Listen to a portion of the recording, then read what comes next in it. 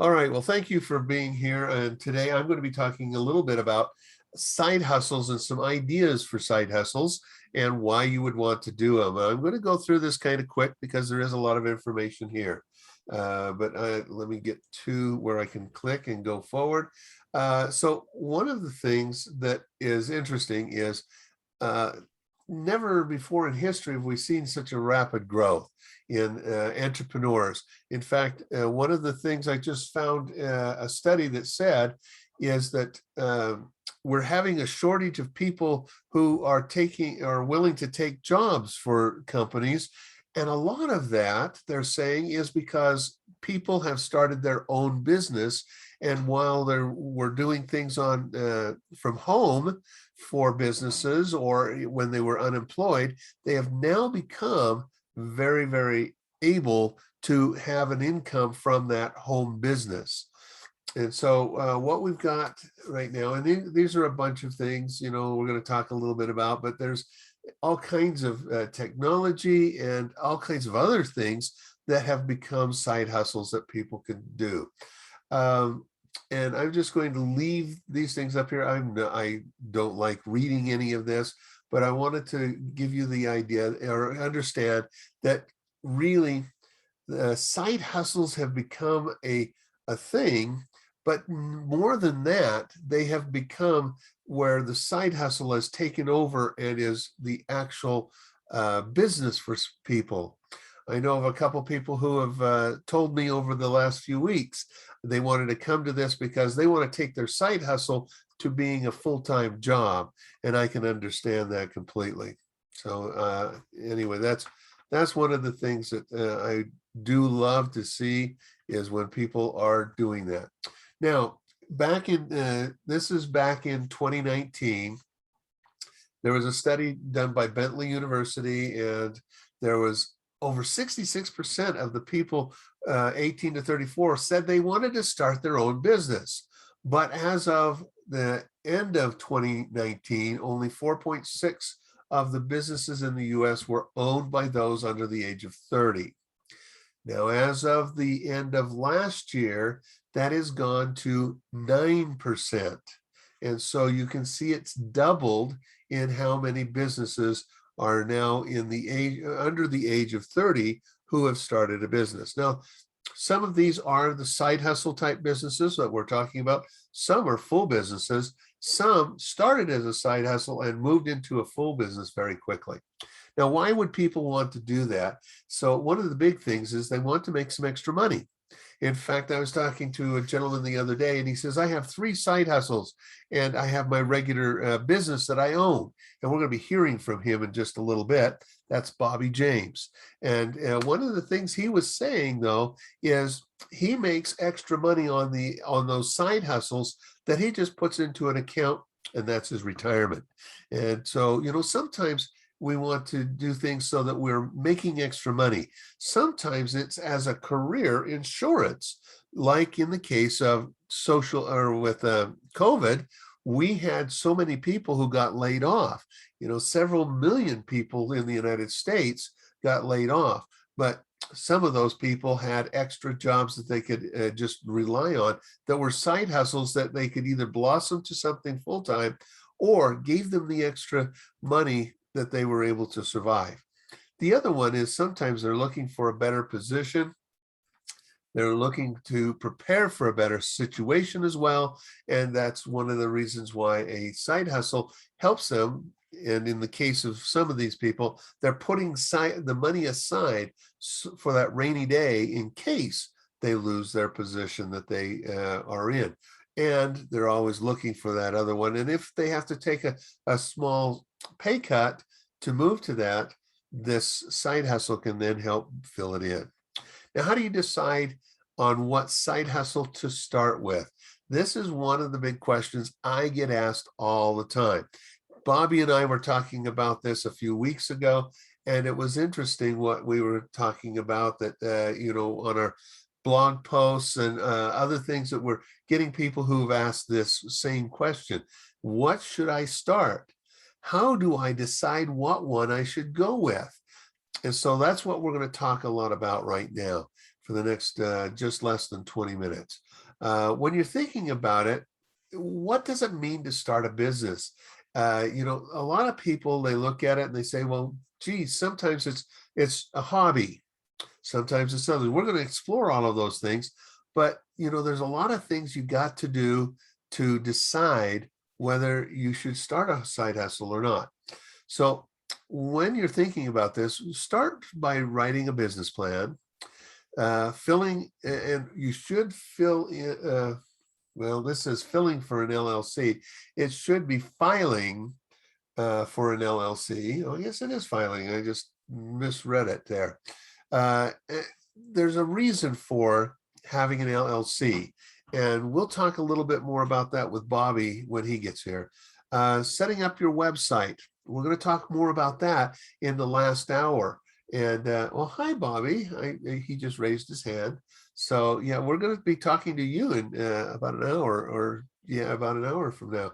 So anyway, but you know, you got to get your website, you got to get your logo designed. There's a lot of things, you know. Do you make business cards? I don't even use business cards anymore.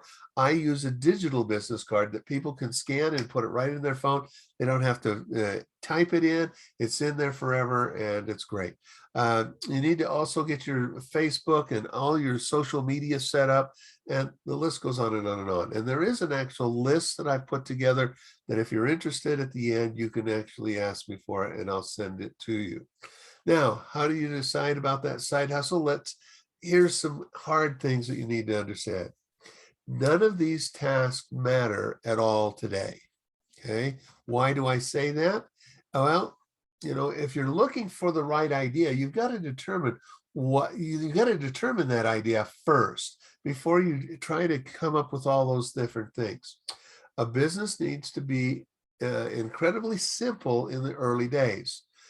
Now, here the key here is you find what you want to do, what is going to last you a long time. My sister, she started doing some crafts and excuse me, cards. And so she's made that into a side hustle. Then when her company laid her off, she's been trying to get it all moved up to being a full-time thing, and she's nearly there now. Now, you can't really, you know, sometimes you just can't go with everything you want. And so you've got to start with the basics, start with the simple things. You know, you don't need a fancy website. You don't need to have all kinds of things to go with it. But there are some things that you can do, and you don't have to have marketing dollars. You can market yourself through social media and through other things. And we do recommend getting a website. Just don't go after a $3,000 one to start with. You know, don't put a lot of money into your email marketing tools. And there's reasons to do some of that, but not right up front. Get your business going. And when you're looking for the right idea, every time you need to be talking to people. And, you know, there's some people that'll just waste your time, and that's what this is all about. Now, let's get on with it. Let's look at 3 key ways to go about finding the right side hustle for you. And so these are 3 things you need to understand.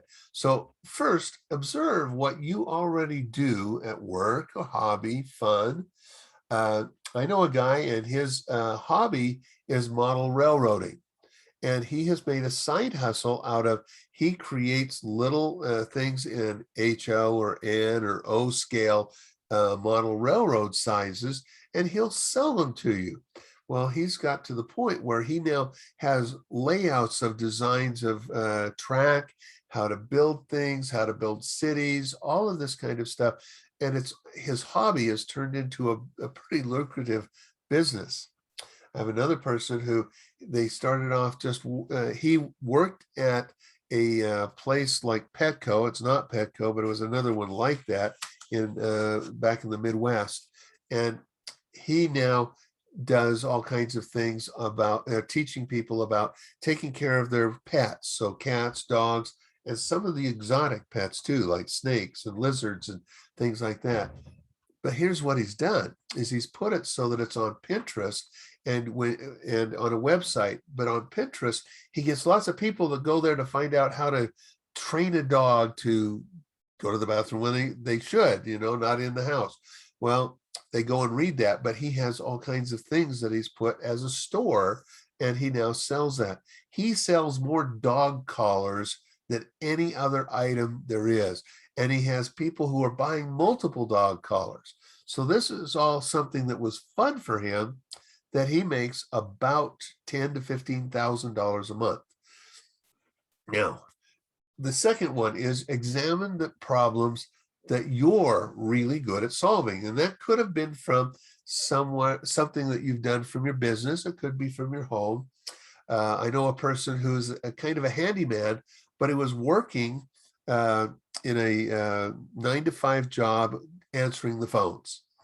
Well, he started a handyman business that people could call to him no matter where they are, and he'll be able to walk them through how to do certain things. Now, he doesn't do everything, but he put up an app that now he's got 9 or 10 other people that are doing it as well. So he has an electrician who was just about to retire, but the company laid him off.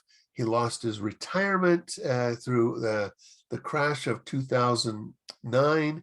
And so he was really worrying about things. And now he's doing the same thing. And so it's about finding what problems need to be solved and helping to solve them. The third one is ask yourself, what ticks you off? Ask others what ticks them off.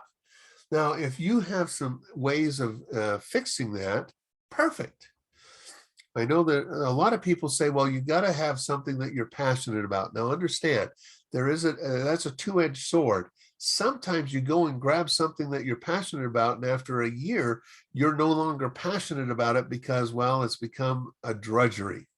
So you've got to look at something that is going to last longer term. Of course, sometimes you don't know that if it's going to or not. That is always something to be thinking about, though. Make it so that it's not something that's going to be a drudgery in a year. You've got to be able to move on if it is. Okay, let's get on with some ideas here. So I've got 10 steps to starting a side hustle while keeping your full-time job. Okay, first thing, you got to make a commitment. You got to you got to look at what you are good at. Now, that doesn't matter if it's you're good at accounting. Well, there's all kinds of things. Inventory what your strengths and interests are. You validate your business idea. Now, let me tell you, on validating your business idea, don't go to family and friends. You can a little bit, but don't always trust them. So there are some people, and you'll probably identify with some of these. Some people will simply say, oh, that sounds like a great idea, but behind your back, they're going, is that stupid or what? You need to be able to get people who will give you legitimate information, tell you if it's a good idea or not. And so don't just trust your family and friends, because sometimes they'll tell you what you want to hear, or they were like my mom. What are you doing that for? Just go and work for the big companies, and then you don't have to worry about starting a business. Sorry, Mom. I've been an entrepreneur since I was 12 years old, and she's been telling me that until she passed away a few years ago. Next thing, create a competitive advantage. What makes you unique? What is that unique value you're going to bring to the market that no one else is doing, or very few others are doing? So it doesn't always have to be absolutely completely unique, but it has to be unique enough that people will choose you over others.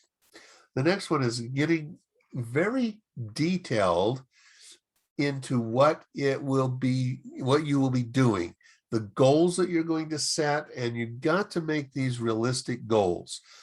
A lot of people, when they start writing a business plan, they make these grandiose plans, and 2 years later, they haven't even come up with what they were going to do the first year, because it's all guesswork.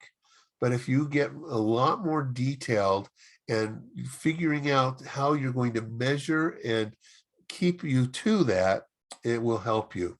The next one is build a roadmap. You don't just simply say, okay, I'm going to start this business and I'm going to start it next week. You got to build a roadmap.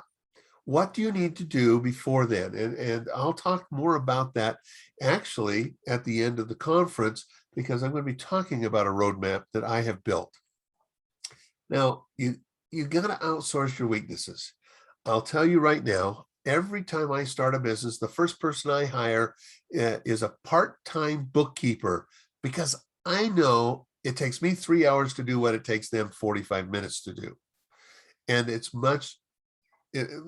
costs me much less in my time to have them do it at $35, $40 an hour, and it's only 45 minutes. I'm paying $30, where I could have spent my 3 hours doing $200 worth of business.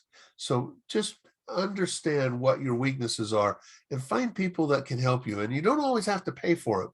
An advisory group is a really good thing. In 2 conferences from now, that's what we're going to be talking about.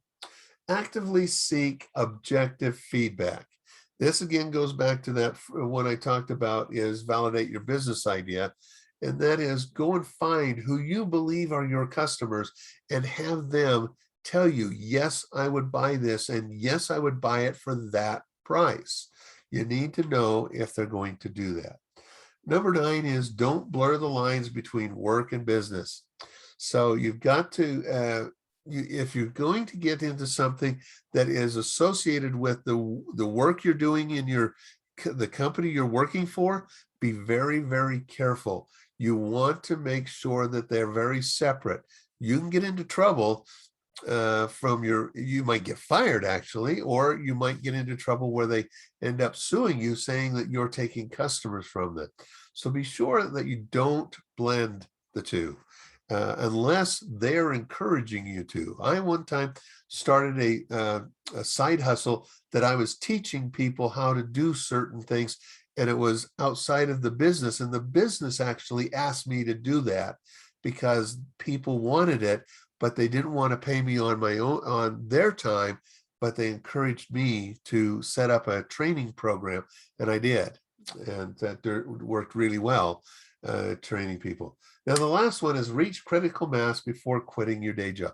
So Bobby will tell you more about some of his experiences, I'm sure. But one of the things you got to know is, by just getting to what you are making in your day job isn't always the right time to make a change, especially if you're using that side hustle to augment what your income is. If you're doing that, you've got to wait until you are now putting away and have extra money that's going to be about the same amount. So you want to hit that critical mass before you do it. There are times when job changes or other things happen, and that changes it for you. Now, here's the advantages of starting a side hustle. I'm going to let you read those, but there are lots of different ones, and you will be able to look at them yourself. But I'm going to go into right now ideas for the side hustles. Now, at the end of this presentation, which is in about 5 minutes, I'm going to give you an email where you can get I have over 70 different ideas of what you can what you can do to start a side hustle. If you're not needing that, that's okay. But if you are, I have had several people say, I want a side hustle, but I don't know what. Well, that's what this is all about. All right. So here's some side hustles. You can have a podcast. You can do, all kinds of writing for people. I've had many people do that kind of stuff. I've had people who do accounting on the side for them. And I mentioned that I like to hire people that way. Here's another one where you can write books. In fact, this series, Alex Rider, that book series was from a side hustle. I do books for side hustles. You can come up with games. You can do, I know a kid who in high school was making, during the summer, about $2,000 a month washing cars. And that's all he did. He went from house to house and he says, hey, do you want me to wash your car? And he lived in an affluent neighborhood that wanted to have their car very nice all the time. And he just cleaned up, literally. So, and then of course, there's a lot of different things with pets, whether it be pet walking or it's taking care of pets when people are on vacation, or my daughter, at one time they took in a dog that was going to be bred, and then they took care of that dog and they got paid for doing that. And so there's lots of different things you can do as a side hustle. Like I said, there's over 70. I put over 50 on my title because I like to over deliver and under promise. And so I didn't cover all 50 today, but you get the idea. Now, there's lots more side hustle ideas here. This one is about a person who he started doing food for people, putting together boxes of food for people. He has now made that into a big business where he's making almost $1 million a month on just his company. Now puts together meal plans for people, sends them all the things that they need, and they do really well. Okay. Now I'm getting down to the end. So starting a side hustle while working a full-time job is difficult, but you've got to set up the time. This is one of the other things that people forget to do, is you've got to realize that you've got to dedicate time. And that means it's carving it out of your personal time, because it's a side hustle. It's outside of work. And so a lot of people don't do that. So, but understand that, and understand you're the boss, and you've got to treat yourself like you're the boss too, which means you have to say, I can't do that today because I have this I have to do. Now, lastly, here's get my free report, and I'm down to the last couple minutes. So it's finding your side hustle. There's that report, and then I also have a list of all the different things. I can give you that the 10 things you need to do when you're starting a side hustle, when you have another business. And I have another one that is all about the 10 other things that you need to pay attention, whether you're starting it on the side or you're starting it in general. And so just send something to my email at info@bpmedia.com, and I'll be glad to send that to you whenever you'd like. Now, here's my information. And if you pull out your phones, you can hit that QR code. And I believe that'll just download everything into your phone if you push the add it to my directory. So that's what I have for us today. Let me stop sharing here, and we'll go back here and say, hey, there we go. All right. So thank you, Boyd. That was awesome. I think that people kind of discredit sometimes too how something they're passionate about, like railroading or railroad trains, can turn into a side hustle, and it's something they care so much about, they're passionate about, and they can start to make money at it, which is a bonus. Right. Well, this is our sponsors again today, and so now also we're coming up. We're going to have. I'm going to bring her information up. Is Jennifer Seeley? I see that she's on here, so I'm going to actually bring her in so that we can talk to her for just a moment while we get started. So let's see, where is she? You want to pause the recording for a sec? Or? No, we're just going to go on. And so let's see here. Oh, there she is. Sorry, I'm just getting this all taken care of. There's Jennifer. Can you hear us, Jennifer? Yes, I can. Okay, you can turn on you should be able to turn on your video as well. It tells me you cannot start your video because the host has stopped it. So oh, there you go. On your end. Now you'll be able to. Okay. There I am. There you go. There you go. So everyone should be able to see your bio and what you're all about. And we're going to be talking, you're going to be talking to us today about the power of branding who you are. And that's a really good thing for this side hustle. And you've got to start that right from the very beginning. So I'm going to turn the time over to you, Jennifer, and Jim and I will just bow out, and we'll be back in about half an hour. Thank you. Can I just share my screen? Is it You just can. kind of the normal way? I'm Fabulous. All I'm right. stop Thanks sharing right for now. coming today, Jennifer. Well, I appreciate it. Yep. You got it. Oops, let me click the right screen here. Oh, it doesn't usually do that. Just a second. So as my bio said, I've been doing I can't do two things at once. It's the real problem. It is not letting me click on to my second screen, which is what is confusing me. Oh. You know what? I'm going to unplug my second screen and we'll just switch over to this screen. Let me make a couple modifications and we will get it done. Good. Okay. All right. Now let's see if it'll let me do that again the way that it's. There we go. There we go. That's better. Oh, okay. Well, as you saw in my bio, I have been a photographer professionally for the last 4 years. I spent the first 2 years kind of just photographing everything and everyone who would let me take their photograph. And that was super fun. But I learned over that 2 years kind of what I loved and what I didn't love.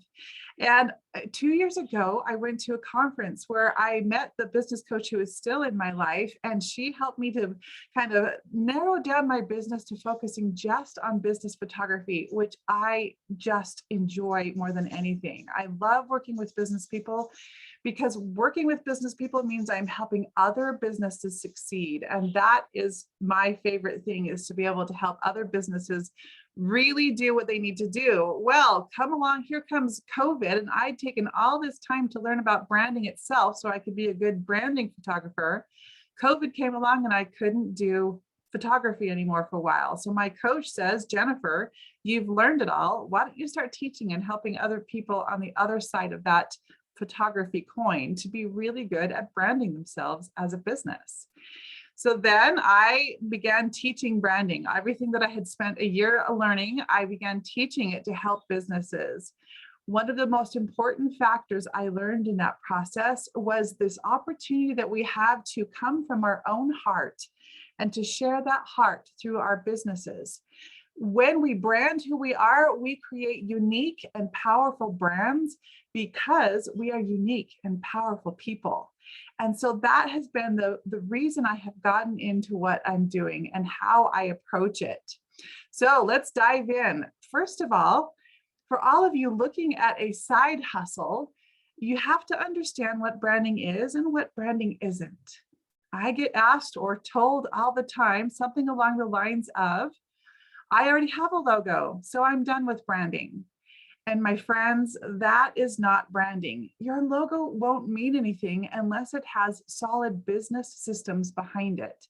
Your brand comes from what you do and how you act and how you interact with customers. That's where your brand comes from. The logo, the colors, the amazing website, they are all fabulous reminders of what you do, how you act, and how you interact with customers. So that's the process that you want to start with. I use this quote from Jeff Bezos to help people understand this. A brand for a company is like a reputation for a person. You earn a reputation by trying to do hard things well. That makes people realize that their reputation is in how you act and how you interact. It's what you do in your business. So the brand is that reputation rather than the way you look. Seth Godin tells us that a brand is a set of expectations, memories, stories, and relationships that taken together account for a consumer's decision to choose one product or service over another. Notice that in all of that, there's no look to those things. Those are experiences that people are having with your brand. How are you treating people? How are you educating people about what you do? How are you helping them after they buy the products? all of those things are part of your brand, and they're decisions that you're making in your brand. The most fabulous thing about the branding process, because it lays such a foundation, is that it serves as a protection against business factors you can't control, as said by Don Schawbel. This idea that we can just dive in and sell is actually not really very viable. We have to have those systems in place that help us to sell our business effectively, no matter what happens in the market and what things go up and down. So finally, my own quote: a brand is not how a business looks, a brand is how a business acts. So when I talk about branding, I'm not talking about slapping a logo on something. I am talking about this idea that you want to be deliberate in the choices that you make and how your business runs, how you treat customers before, during, and after a sale. Those are the things that make up your brand. The first thing I do then to help somebody brand from who they are is I give them the core values activity.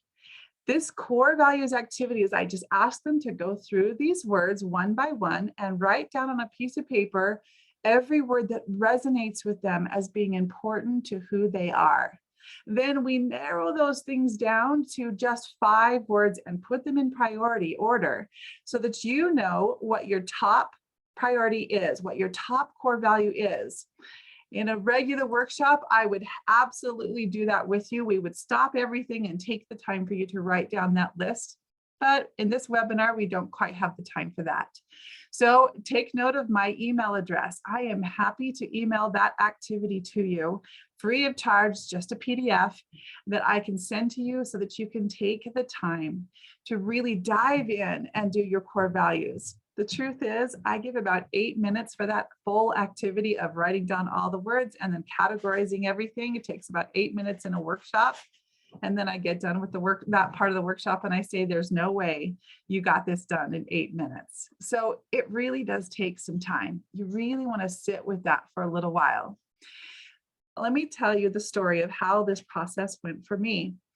I did this core values. I wrote down my words, I categorized, and I came up with words like spirituality and service. Those are really important words, but I got them all done and I kind of set them and just left them on the side of my desk and thought about them for a day or two.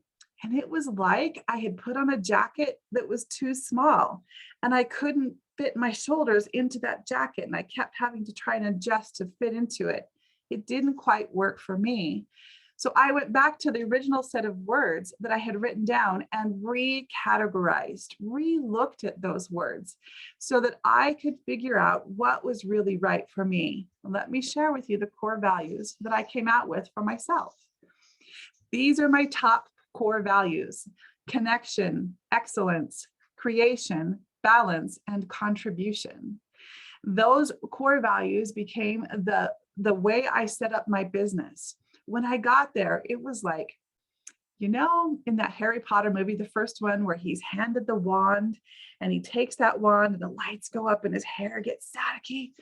That's what it felt like. It was like, there I am. I recognize me. That's who I am. Okay, these words are me. I get it. But the very next thing that happened was I went, oh, this is why I'm not a family photographer. Because as much as I love families and I love kids and I love dogs, dealing with them all together and trying to get a photo where everyone's looking at the camera, this is not my cup of tea. This is not what I enjoy. I enjoy the connection. I enjoy the opportunity to contribute to a business. I enjoy the creation of ideas that can help a business to grow. That is where I get the true joy of photography from, is that it means something more than just the image. So if you take this challenge, and part of my PDF that I can send you talks about this idea of journaling about your process, about the process you went through to have your core values identified. And the question I ask you is, how does that show up in your business? So I want you to think about that right now. How does that show up in your business? Now, the next thing to think about, these core values. If you are going to screenshot any of my presentation, it's this one I want you to take. Get a shot of this one because it's incredibly important. Your core values are the strengths that you already have inside you. They are there. They come to the top because of who you already are. They are your strengths. But when we take the time to intentionally improve our strengths, they become talents. When we take the time to intentionally improve our talents, they become gifts. Strengths are inside you and for you. Talents are what everybody sees about you, and gifts are what you can give to everyone around you.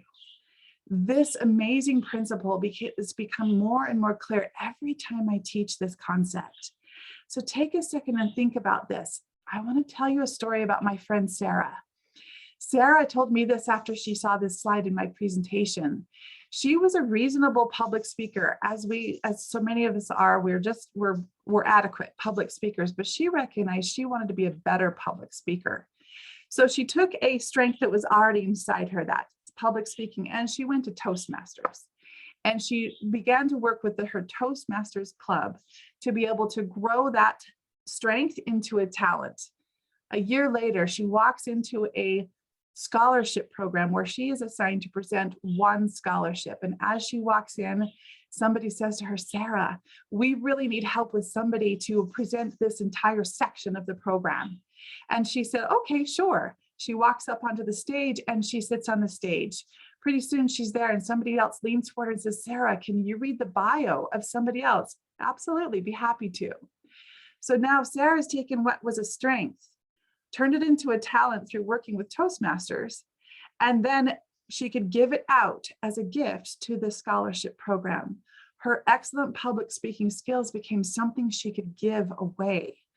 And that is the power of starting with those core values and taking time to turn them into gifts that you give through your business. And that's the most powerful part of this process, is that your core values become something that you can build your business on. Your branding can be built on those core values as well. And you create a unique and powerful brand because you are a unique and powerful person. Taking those core values and turning them into business systems is how you'll build your brand and your business. So I want you to think about this. As you discover your core values, what's one thing that your business does or will start doing to reflect your core values? That is that process of turning into a business. And let me give you an example. My top core value is connection. I connect with people through the camera mostly. I connect with people as I talk to them. I do not do a photo shoot without taking the time to talk to them on the phone. There's no button on my website that says book your shoot, because I'm going to talk to you on the phone because I want to connect with you. If I can connect with you, then you can connect back through the camera. And when you connect back through the camera, you can connect with your audience and attract the people that you're meant to serve.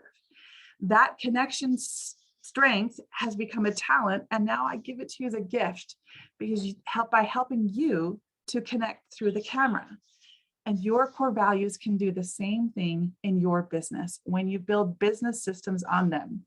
So like I said, my business system built on core values, connection. I talk to people before my shoot. It's a simple business system, but it's a business system that's an integral part of my brand.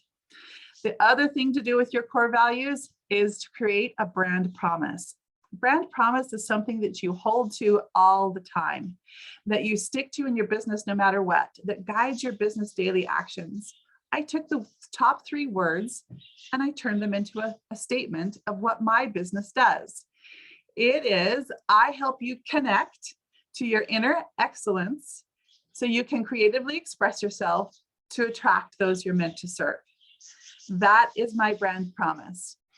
A brand promise can also be a tagline that you can share with people. This one as a tagline is very, very clunky. So I did not keep it very long, as much as I like it, and I remind myself of it often. I turn that into a a tagline that was much more centered on the customer. So it is helping you craft confidence and success in crafting, helping you build confidence and success in crafting your business vision and with branding and images. So this is much more focused on what the customer receives as opposed to exactly what I'm doing. And that is the kind of that difference between a brand promise and a tagline. But if you look at them, I think you'll see they're both built on my core values: connection, excellence, and creation. They're both there. They both do that same thing. One's just a little more fluid and able to connect with customers in a different way. So those are two things that you can build with your core values, is that process of the brand promise and of business systems.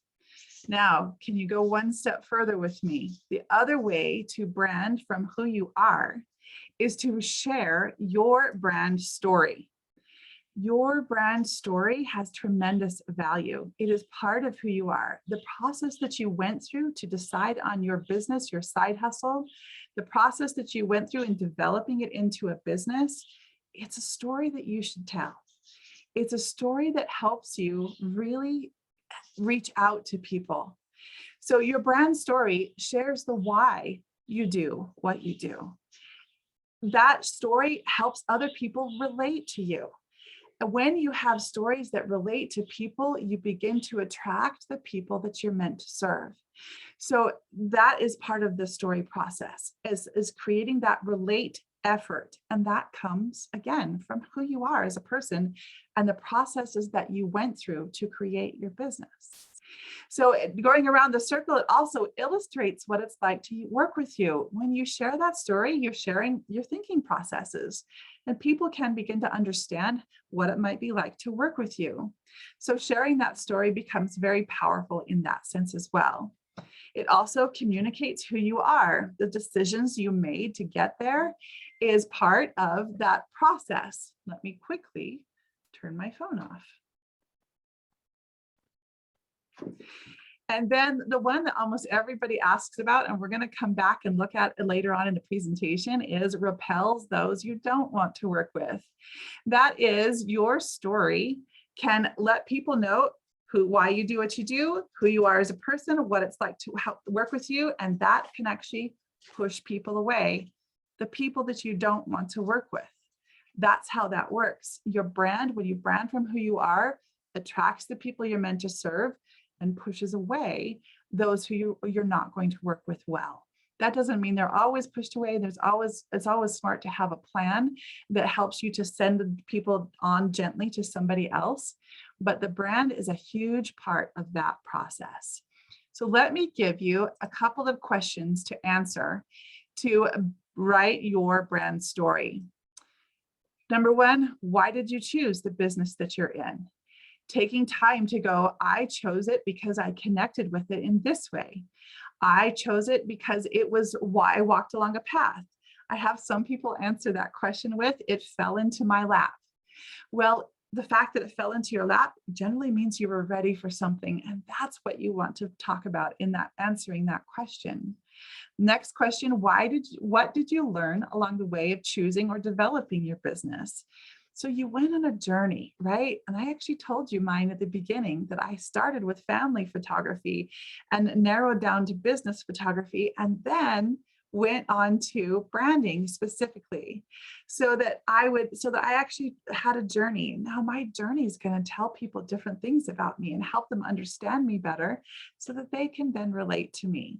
So you want to take time to write that down and be sharing it from time to time, whether that's in blogs or social media or in presentations like this one. It is the process of helping people understand really who you are. Next question, what talents and/or experiences make you good at your chosen business? So then that is looking at your strengths, the strengths other than the core values you just wrote down. Look at your strengths and really lean on those strengths. I know many of you have heard about imposter syndrome and the voice inside our heads that tells we're not good enough. But when we've taken the time to note the strengths that we have inside of us, we can see that we are actually being led along a path that would help our strengths to help other people's weaknesses. I really appreciated Boyd's comments on delegating out your weaknesses and letting like a bookkeeper take over that part of your business, because it is important to focus on those strengths, to recognize how they support you in your business. Question 4, what has the product or service done for you? That takes you into your business itself. You want to note why it's powerful for you. And question 5, what do you hope the product or service will do for those who buy it? That one's extremely important, because that's the one question that will help you begin to not feel salesy when you're selling. When you really get down to, I have something that will help people. It solves problems and it helps people move forward with their lives effectively, no matter what that looks like. Then you can stop selling without feeling salesy, because you know what you have is of value. Now, can you see in answering these 5 questions that the amazing thing is that you are able to share who you are much more effectively? And as I said, that happens on blogs and social medias and presentations, and elevator pitches especially is a big one, where your story can come into play. So your story, as I said, will help you stand out from your competition, become memorable so that others will refer customers to you. Sell without feeling salesy, reach the people you're meant to serve, work with clients who appreciate you, and at the end, have money be a part of the flow of your business. All incredibly important processes. Now, I'm a photographer, so we need to take a second and talk about images. Now, when I give this presentation, normally I ask my participants to tell me, which image do you prefer? Which image attracts you? You can tell that it's the same woman on the same day in the same outfit at the same location. So all I did is I snapped the first image and then I walked up to her and I said, Lori, I want you to change what you're thinking in your brain. And here's what I want you to think about. And so I said, let that thought fill up your face. And when you're ready, open your eyes and I'll snap the picture. And so she changed what she was thinking in that second shot. So that's how that happened. I have 2 different, very different looks on her face. But which one attracts you? Let me tell you what usually happens in this workshop. Almost everybody will look at the 2 images and go, bottom, because they love her beautiful smile. And then I'll let that sit for a second. And then for about 2 seconds later, somebody will go, I really like the top one. And we talk about this idea that your images will attract and repel.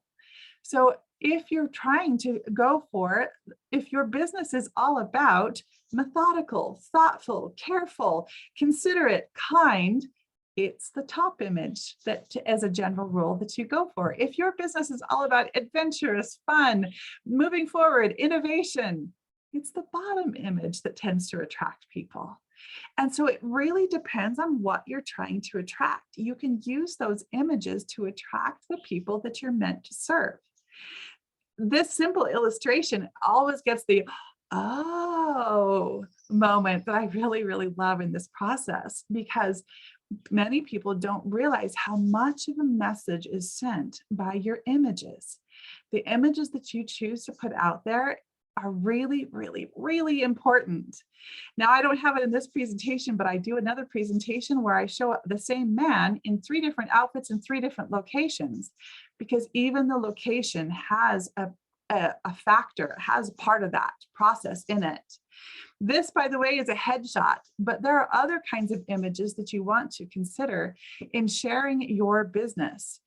Branding images are almost always not looking at the camera, where headshot images are looking at the camera. So you want branding images that, again, communicates who you are, communicate what it's like to work with you, helps others understand why you do what you do. These types of images, especially if you look at the one on the bottom right, where there's space to the side, that one can have words running down the side. So these images become very, very valuable to how you interact with your potential body of customers. But again, each of these images portrays a message. The one in the center bottom is a personal life shot that helps everybody understand who this person, her name is Elise, who Elise is as a person. She is happily married with a pup son, she calls him. And that too is a part of attracting the people who you're meant to serve. So my friends, branding is an education in standing out from your competition, becoming memorable so that others will refer customers to you, selling without feeling salesy, reaching the people you're meant to serve, working with clients who appreciate you, and at the end, having money be a part of the flow of your business. If you are struggling in any of those areas in your business, in your side hustle, in whatever venture you're working on, branding is more than likely the answer. It is the answer of really getting these things honed, laying a solid foundation for what your business might grow from. Because I do love helping people, I want you to get that core values exercise. I want you to take the time to really discover your core values and then be able to use those core values to write a brand promise, create business systems, tell your story. All of those things are part of that core values exercise. There's one other way that you can get more information from me and for free, and it's to join my Facebook group. I have a Facebook group called Build Your Business with Branding, free to join. Actually, the joining questions ask you if you want that core values exercise. You can get it that way too. But if I do a monthly training and I do weekly trainings all the time in that group to help businesses really succeed. Last night, our workshop was called Values, the Core of Your Business. And the workshop actually walked people through, how do I establish values in my business? What do I then do with those values once they are established so that they stay present and relevant and used in the business? That was what that workshop was about. And it will become, I will do it again in coming months. But I also, as I said, I teach branding itself. I teach branding through my Build Your Brand, Build Your Business series. This series, and if you can just email me and I can send you this information as well, the series walks you through the complete brand foundation process. So you write values, mission statement, and a vision. You figure out who your preferred client is and develop systems to reach that preferred client. You learn about your position relative to all of your competition. You then build those business systems into something that means your business can roll forward easily and consistently, and you learn how to measure those systems so that you can know if they're effective or not. And then finally, the last step, the final step in the process is to do the look part of the brand. What most people call the branding part of branding is to actually figure out what that look should be to attract those you're meant to see, serve, and stay memorable, top of mind when you do that. This is normally $720, but I want to let you know for this process, you would get 50% off. And like I say, that is contact me by email. So here's all my contact information. And I would, like I say, I would love to send you that free core values activity. And that is the end of my presentation, guys. Very good. Okay, let's Thank do you, the hand wave, huh? So very good, Jennifer. And, you know, I asked Jennifer to come because as we were talking, this was so something that's so important to a lot of businesses, because I've had that person who said, oh, I've got a logo, I've got my brand. No, they don't. And, you know, there's a whole lot of things that go into it. In fact, Jim and I are always talking about, you need to know what your unique value proposition is, what your sales position is. And people don't understand that's all part of branding as well.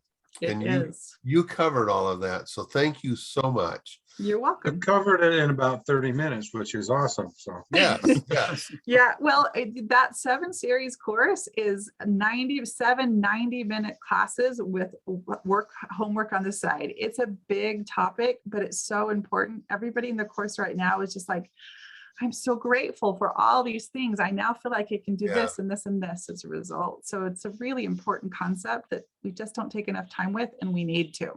Yep. Okay. Well, Thanks. thank you so much for being here today. And hey, well, hopefully you can hang out and hear more. I just brought Michael up, and so Jennifer, we're going to make you an attendee again. So Got it. let's see, Glad to be here. where did it go?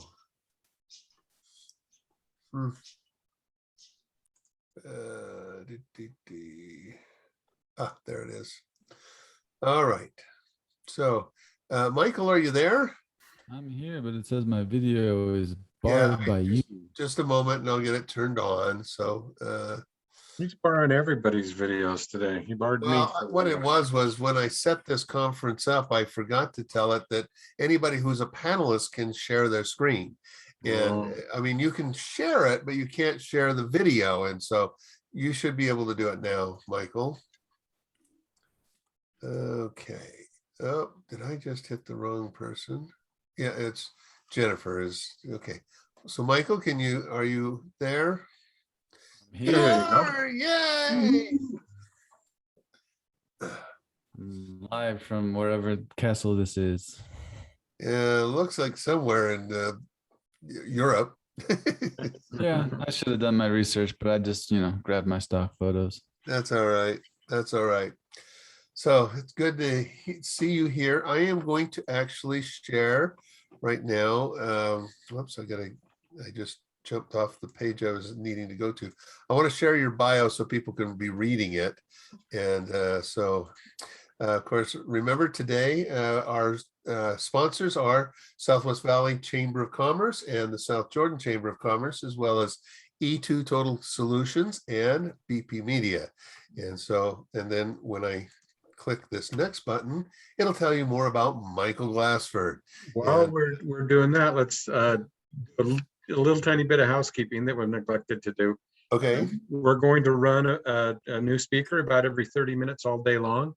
At least till 5:30, I should say. And Yeah. so if you need to grab a drink, like you have at the top or the bottom of the hour to kind of sneak out and run to the fridge and come back. But there's no potty breaks allowed. You have to stay here for the whole time. So, actually, at the end of Michael's, just as we're getting Bobby in here, we'll probably take a 5-minute break. So you're going to let him go to the bathroom then. All right. Yes, I know that you're Mr. Iron Bladder, but some of us aren't. So Okay. All right. Well, thank you for joining us, Michael. I can't wait to hear what you have to say. And we're going to just turn it over to you, Michael, and There you go. I'll turn off the sharing of your information, and you can share the screen from here. So there you go. I can stop looking at myself and talk to myself. This is great. Yeah, there you go. So. All right. Well, thank you for having me today. Side hustles are a passion of mine, and wanted to, the title of this class is Shielding Your Six in a legal way, a business way, and then in a marketing way. And it really does, all those things tie in to the message of your side hustle. And so we'll jump in, we'll drink from the fire hose, and then it's a good thing that we'll have that bathroom break at the end there. So just to start off, you got to ask yourself, why are you doing this side hustle? Why are you interested? What's triggering your entrepreneur spirit to go out and do something a little bit different, or finally make your passion an income generating, and I emphasize that word, generating revenue source. It's because, we feel something is off in the world. We feel that we want to do something more. We see that our money is going, we're working harder and we're getting less money. You're not alone in that situation. We've all felt that, and it's not a new feeling. This is what triggers the entrepreneur in us. We see things, we see opportunities, and we want to capitalize on them.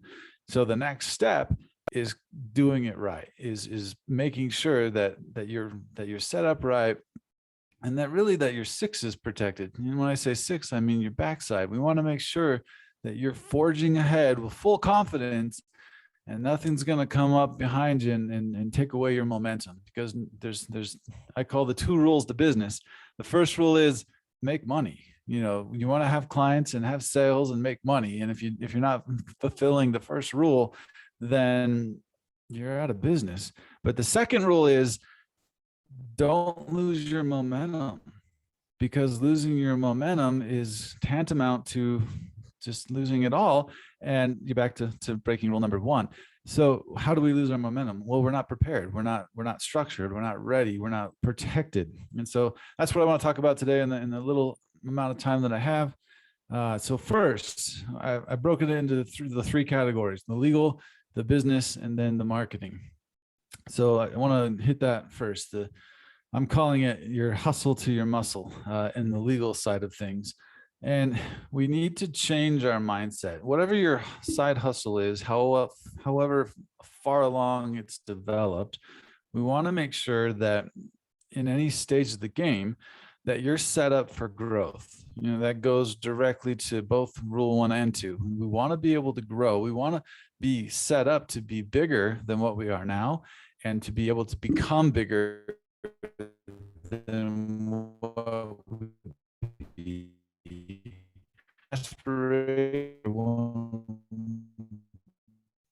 and so you keep that option open. So you want to set it up to grow. So whether you're doing an MLM or you're starting a business from scratch or you're joining a partnership, you want to make sure that everything is in place.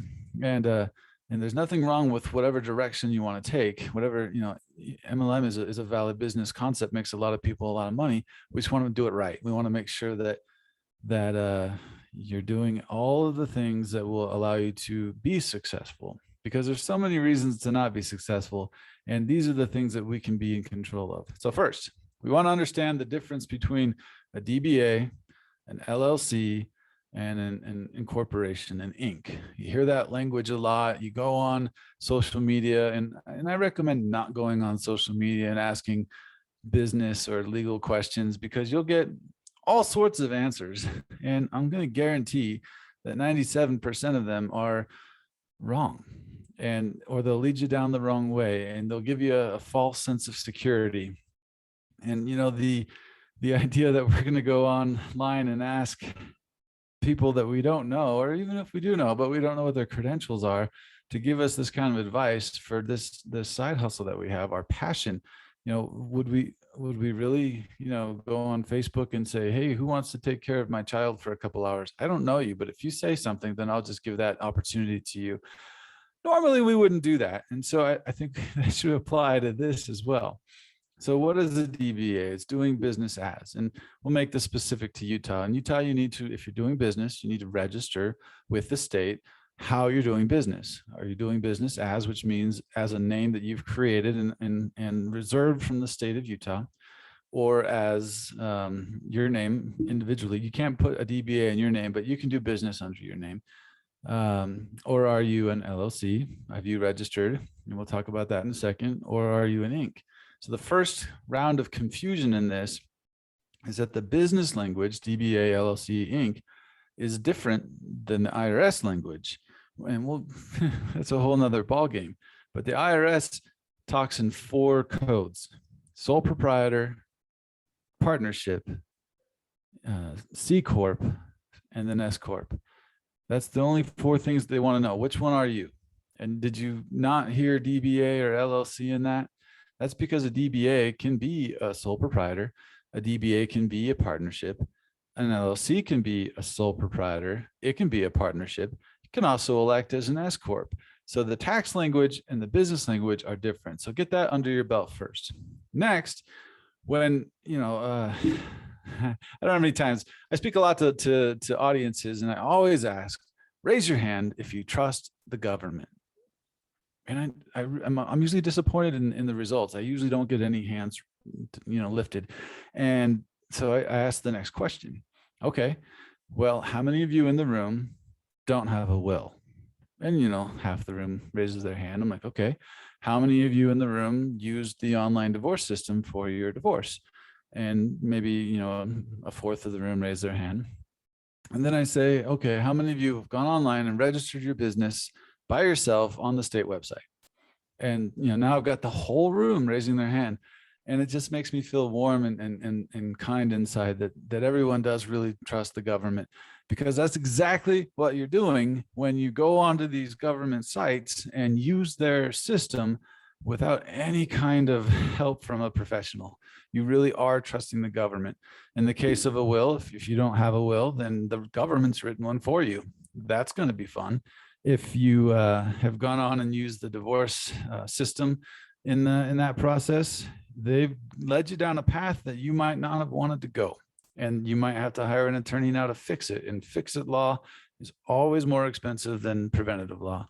And then finally, registering your business online. I've seen people say, oh, it's really easy. You just point and click. And if you mess up, the website will tell you that it's wrong. Well, it will tell you that you didn't hit the right button, but it won't tell you if it's right or wrong or what the consequences of it will be for your business.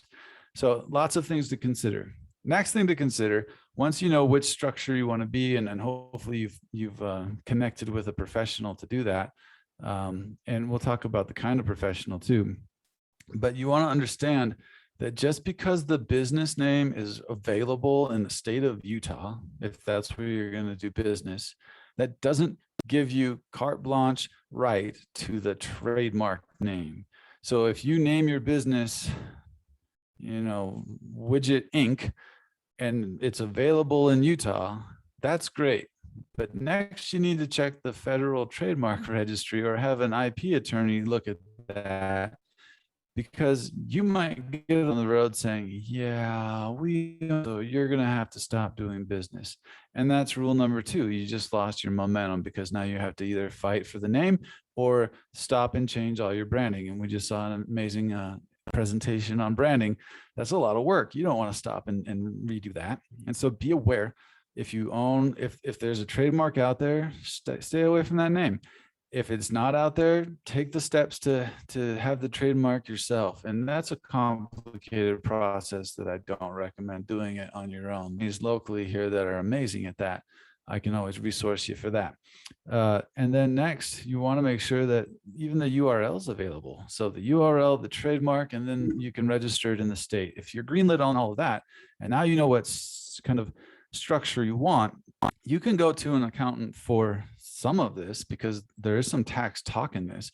But the registration of the LLC on the state website, it's the same portal that I use for my clients. Okay, so we're done. We've registered, and that's all that you do, and that's all that most accountants can do, register you. And they'll register you correctly because they've got experience and they know tax code. But the next step, and this is where we trust the government again, is if you don't write an operating agreement, that's the contract that governs the operation of your business, whether you're a solo or a partnership, especially if you're a partnership, the state has a statute written. So they've written your operating agreement for you. And again, we're raising our hand, trusting the government, because we have no idea what that says. So when things go bad, and this is what contracts are for, they manage expectations, but when things go bad, they give us a leg to stand on to figure it out. We have no idea what that operating agreement says.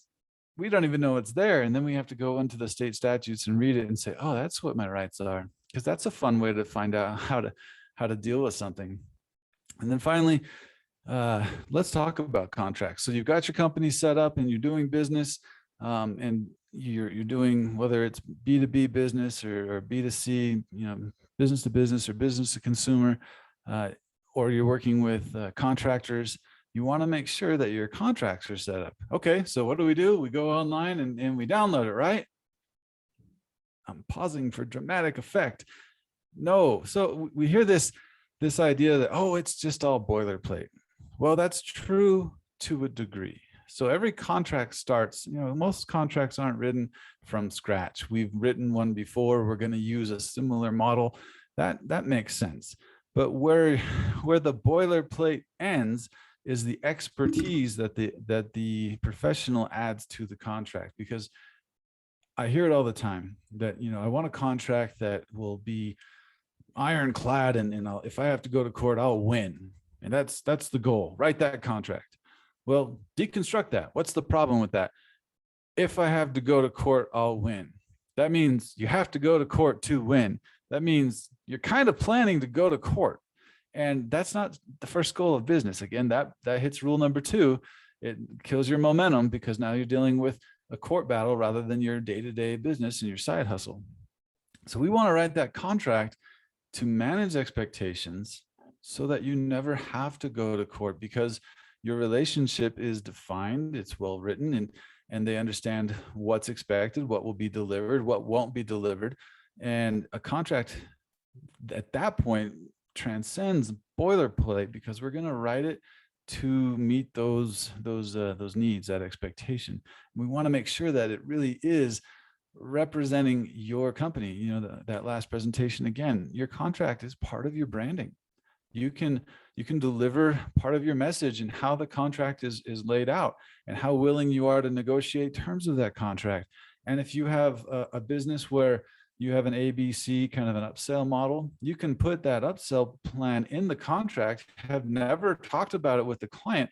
And when they're going through the contract, they see, oh, what's B, what's C? We didn't really talk about that, but that's kind of interesting. That's actually a mechanism to introduce the upsell to the client in a non-threatening, non-salesy way. Look, those are available. They're in the contract if we've talked about it, but we haven't really got there yet. Are you interested in that? Sure, let's go that way. So what an amazing little tool that contract can be. And we miss all of those opportunities by downloading it or by using someone else's, because maybe they used an attorney and it's matching their brand and their story and their way of doing business. But that's like me wearing someone else's clothes. Maybe it'll fit, maybe it won't, who knows? So it's just not a good idea. And there's always a 9 times out of 10 rule. You know, sometimes it'll work for you, great. I talk to a lot of people and say, well, I did all the things that you said not to do, and I've never had a problem. Well, that's fine. That's great. But it doesn't mean that a problem isn't coming down the road because you're not set up correctly. I like to give the analogy that someone can break the law and go 20 years without getting caught. But when they get caught 20 years later, if the statute hasn't run, they're still in trouble. And so it doesn't negate what they did because you haven't been caught. So we want to make sure. And if you've done some of these things, no harm, no foul to check out now and check it with an attorney to make sure that you're protected and you're in a good place to do business. Okay, so that's a lot of contract talk. Let's talk about accounting a little bit. So this is still part of your legal, structure. You want to make sure that you're doing your accounting, that if you're an LLC, that you have a record of ownership, and that doesn't come with a state registration. That comes with the attorney that writes it. Normally, that's not even going to come with a CPA. Neither is the operating agreement, because now we're into practicing law. And you want to have, you're supposed to have a meeting every year about your business. And the first meeting in reduced to writing, which is called minutes, is your organizational meeting. And if you've got that, and then you can use that as a template every year thereafter, then your books are in place. That's part of your accounting.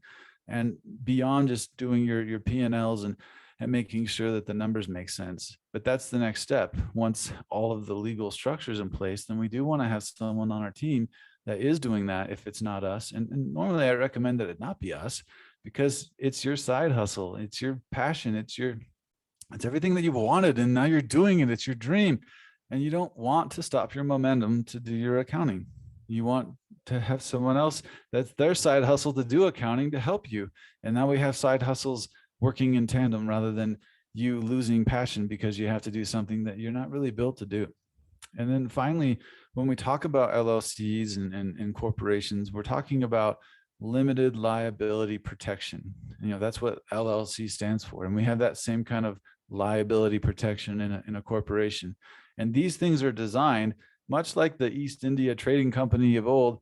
And I'm using the Pirates of the Caribbean name, not their official name. But anytime a ship went down, that ship was lost, that product was lost, but it didn't affect the rest of the company because each ship was a cell unto itself.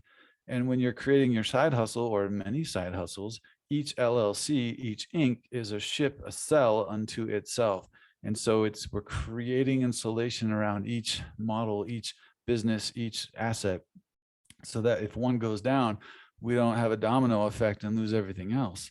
Well, as a solo, if you're running your side hustle, you don't have that protection because you're the actor. If something goes awry and you have a liability produced from that, then they sue the actor, which is you, because you're solo, you're the only one there, and they sue the business. So take that the next step. What are they going to get? Well, if you own a house and you have a liability, they could come after that. If you own cars, bank accounts, investment properties, and your name was sued and it's found that you owe a liability, they can come after that. Then they can come after whatever the business has.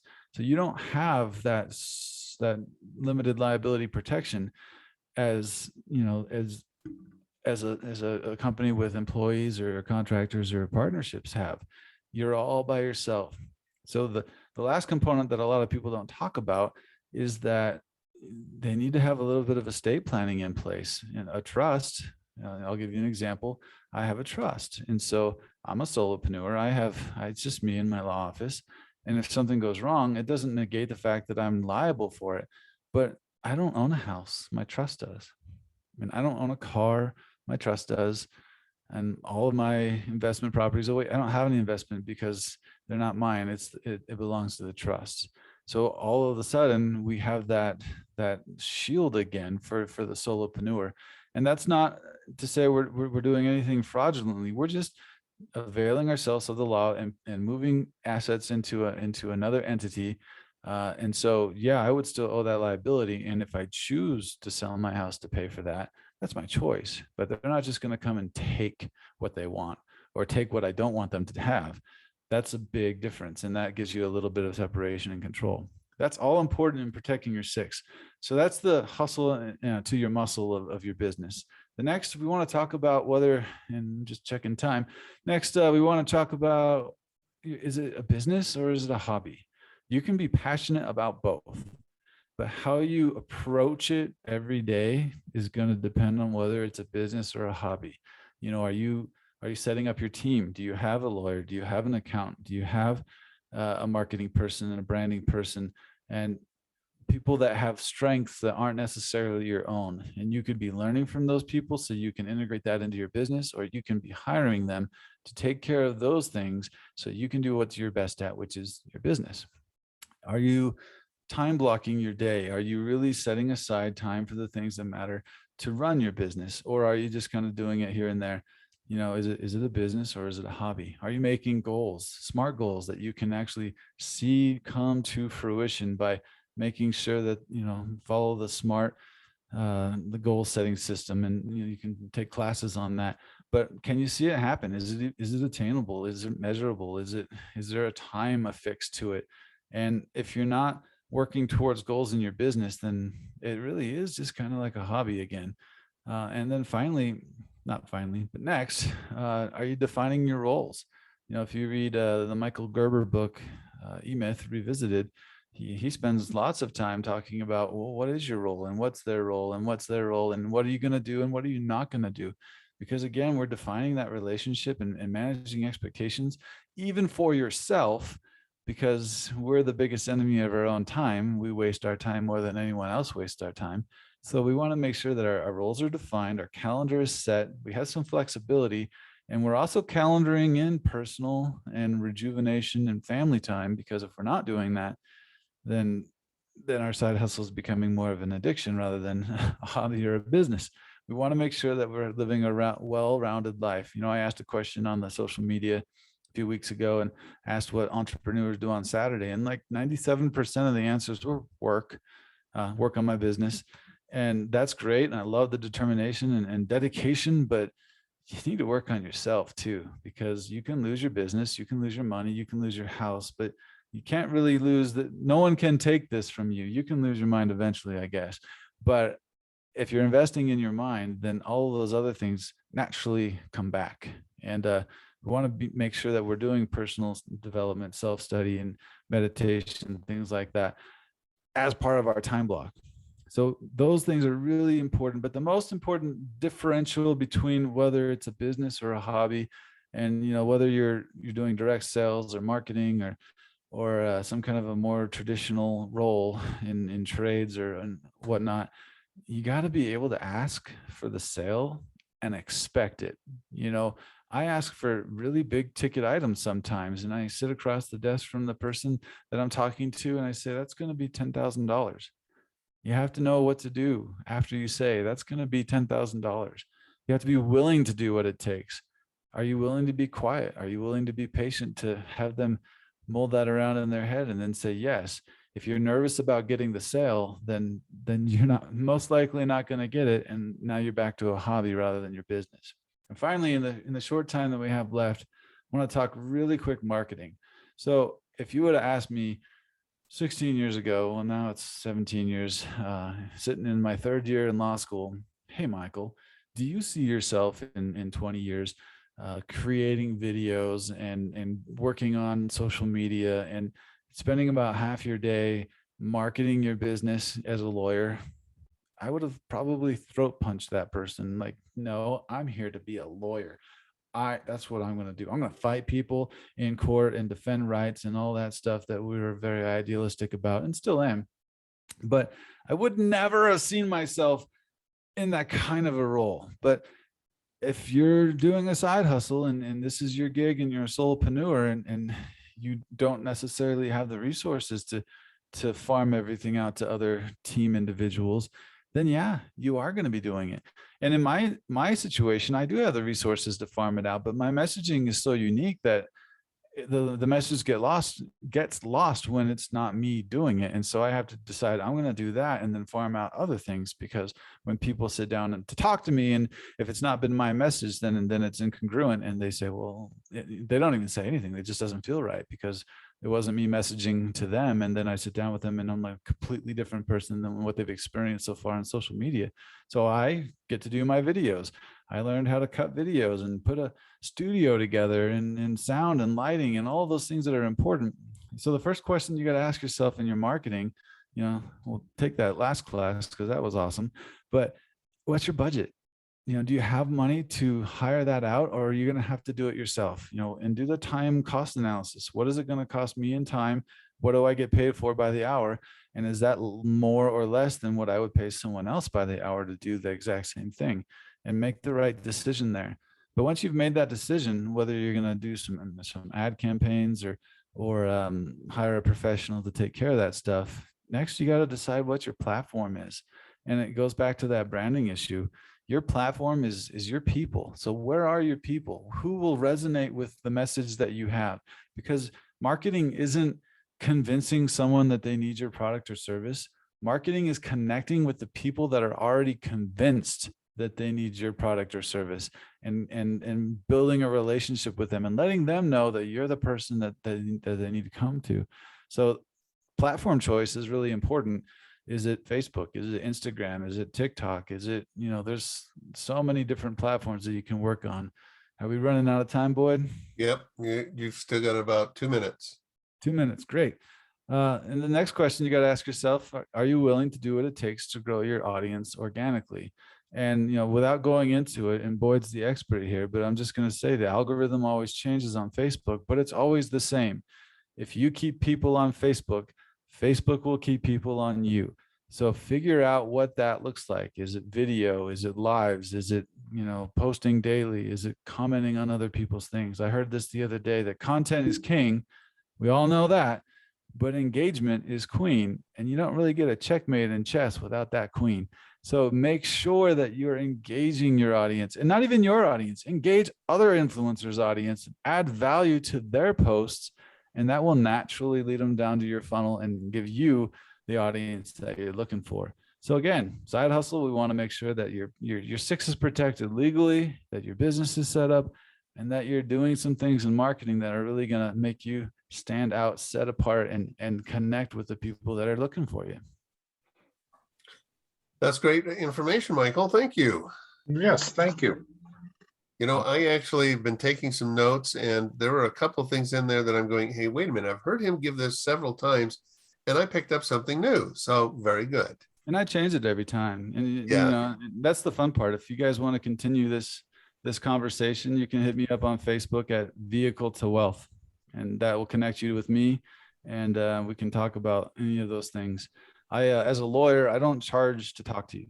I think that if you're a side hustler and an entrepreneur and you got that burning question, you need it answered, because otherwise you're going to spend a lot of money fixing the problem.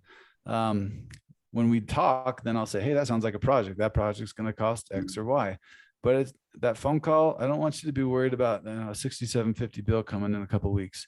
I want you to be worried about your business and getting the right information at the right time. Now you know why we asked Michael to be on here. Actually, Michael and I go a long way back. And I've trusted Michael with a lot of different things, and I really appreciate his insights and such. And so great job, Michael. So thank you. I'm going to actually bring Bobby up now because he's next. You know Bobby, Michael? I think you do. Love Bobby. Okay, good. Well, he's up here now. There he is. There's Michael or Bobby, and we've got to make him co-host so he'll be able to turn on his video. So, well, thanks, Michael. I'm going to put you back into being like everybody else. I know Michael. We definitely know each other. Bobby, before you good. So anyway, thank you so much, Michael, for all that you talked about us today. So good stuff. Yes, it is. All right. So he's now like Bobby's in studio there. Bobby's in studio. And you got the right microphone working today, Does right? it sound better than the last time we talked? So anyway, it's good to see you here. So before Always a pleasure. So we're going to take a brief, quick potty break, I guess, or if you need to go get a drink or something, we're going to take about 5 minutes, but we're going to at 3:05, maybe 3:06, we're going to start again. We'll be back and get rolling. Yes, that's right. So hang on, everybody. And I'm going to actually bring up the bio for Bobby so you can actually read the entire thing this time. So let me bring that up here. Oh, I got to go. You know, leave that up for the whole 5 minutes. Oh, geez. I know. You never know what you're going to get, right? So let's see here. There's the Side Hustle Conference. There we go. Let me see here. I got to go right here so I can share this. That's always fun when you have this kind of thing. There we go. All right. So now this is actually the sponsors. And so Southwest Valley Chamber of Commerce, the South Jordan Chamber of Commerce. I had several other chambers that were going to do something with it, but they never did. But that's okay. Then we have also E2 Total Solutions and BP Media. And then once we, now I'm going to bring up Bobby's picture with Bobby's bio, and you can read all about him. Or if you need to take a break, that works too. So we'll be right back. So don't go away. You're going to hang around? You talking to me? Yeah, I'm talking to you. I'm talking to maybe you, I may go freshen up a little. Oh, okay. Well, I didn't know if you were going to be around. I was just going to talk to you, but Oh yeah, no, yeah, that's fine. Yeah. What do you need? No, it's not what I need. And the last time we did these conferences last fall, one of the big things we found was people love to listen in on the side conversations we had, and people would, oh, that was so much fun. You guys really know each other. So it's kind of fun. And, and of course we've had a branding person on already. Jennifer talked about that.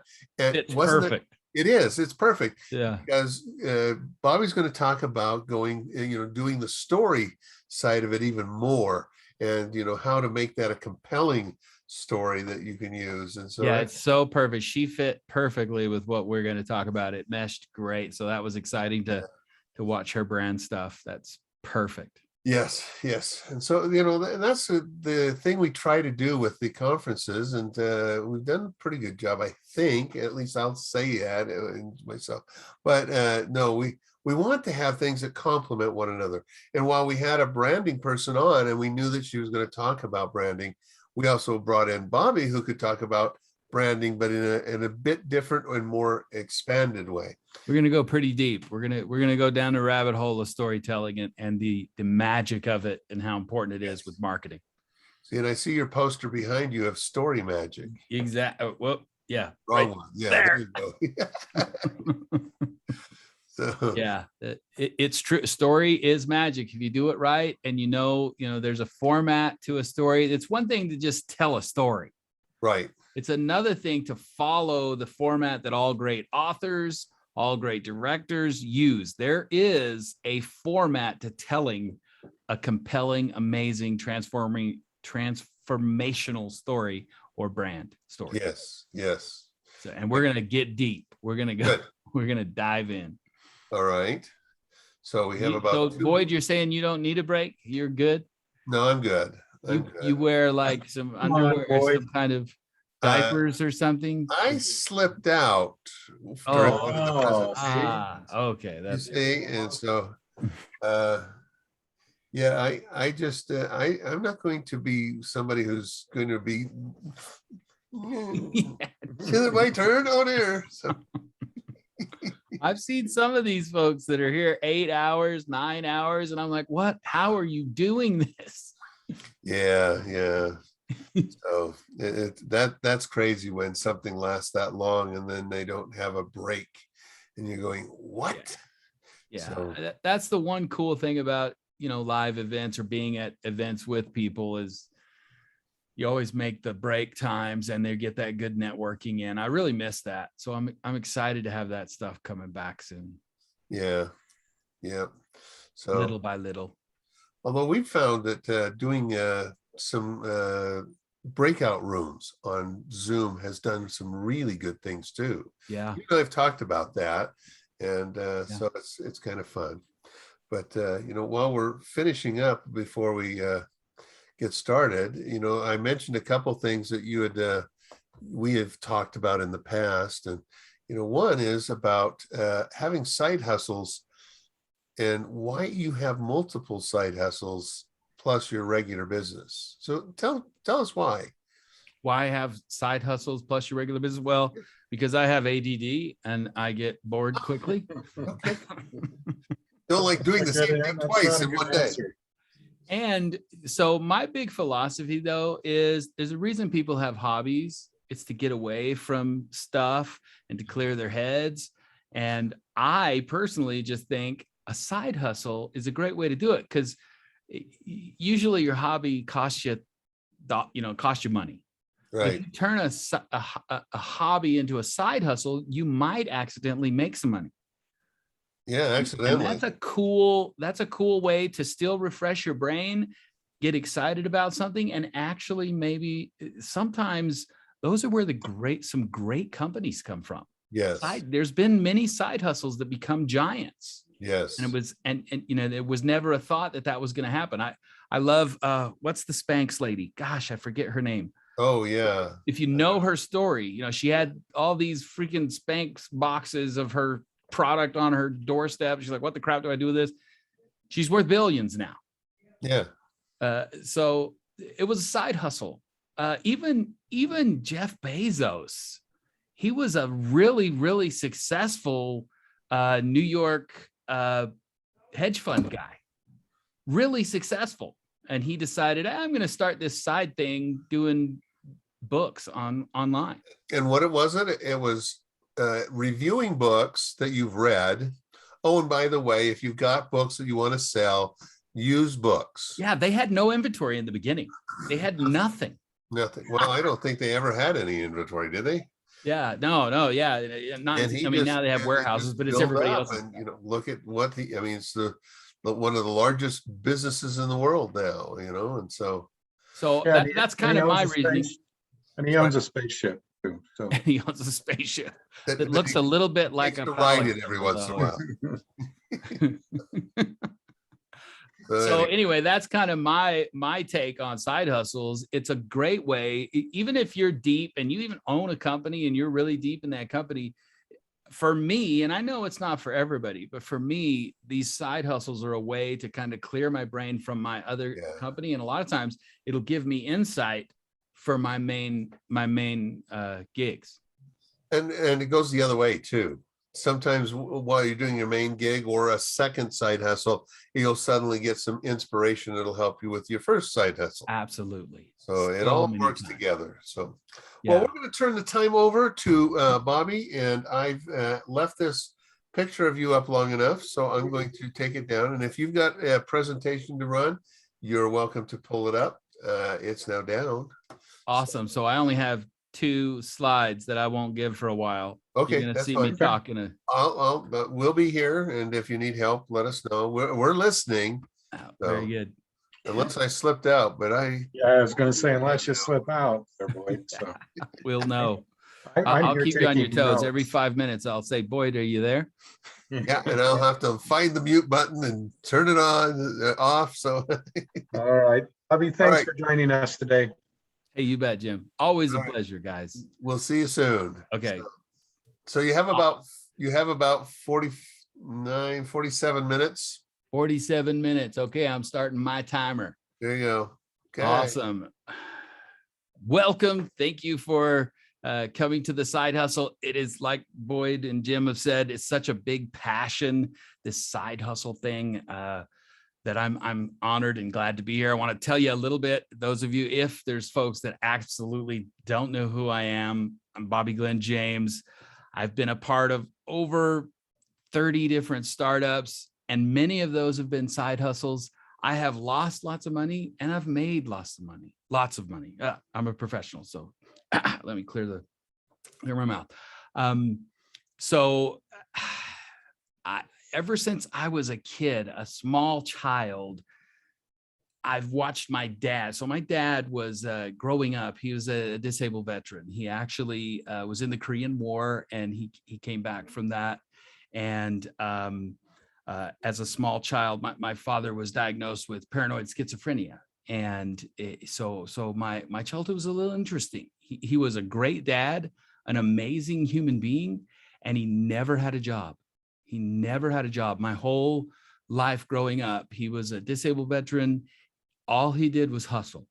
All he did was side hustle. All he did was weird stuff. We would go on trips. Me and him would just drive across the country, and we would stop at gas stations, and he would go to this gas station across in this town, and he would ask if he could go through their old tires, that they change people's tires, and he'd find some that were pretty good. They had a lot of tread on them and stuff like that. And then he would go across the other side of town, and he'd find another gas station, and he'd ask, do you buy secondhand tires? And he would sell them to the other gas station. I couldn't believe my dad could sell anything. But this was my life growing up. We had a lot of fun, and my dad taught me about how to connect to people, how to communicate, how to be genuine and real. He was a hustler, but man, you fell in love with him the second that you met him, and that's how I grew up. Now I started getting into the job world and needed a job, right? I needed to make money, and to me, I mean, I've been in corporate. I've done corporate jobs. I was a corporate trainer for many years. I've been all over the country doing working for corporate companies in IT and technology, and it's not the dream. You know, I believe there's so many people today that get out of bed and hate what they do. They hate getting up in the morning because it's just not their passion. It's not their vision. And it sucks. And for me, I always go back to my dad and thinking about, he was so happy. He would get out of bed in the morning. He would go see his different friends. He had junkyard friends. He had gas station friends.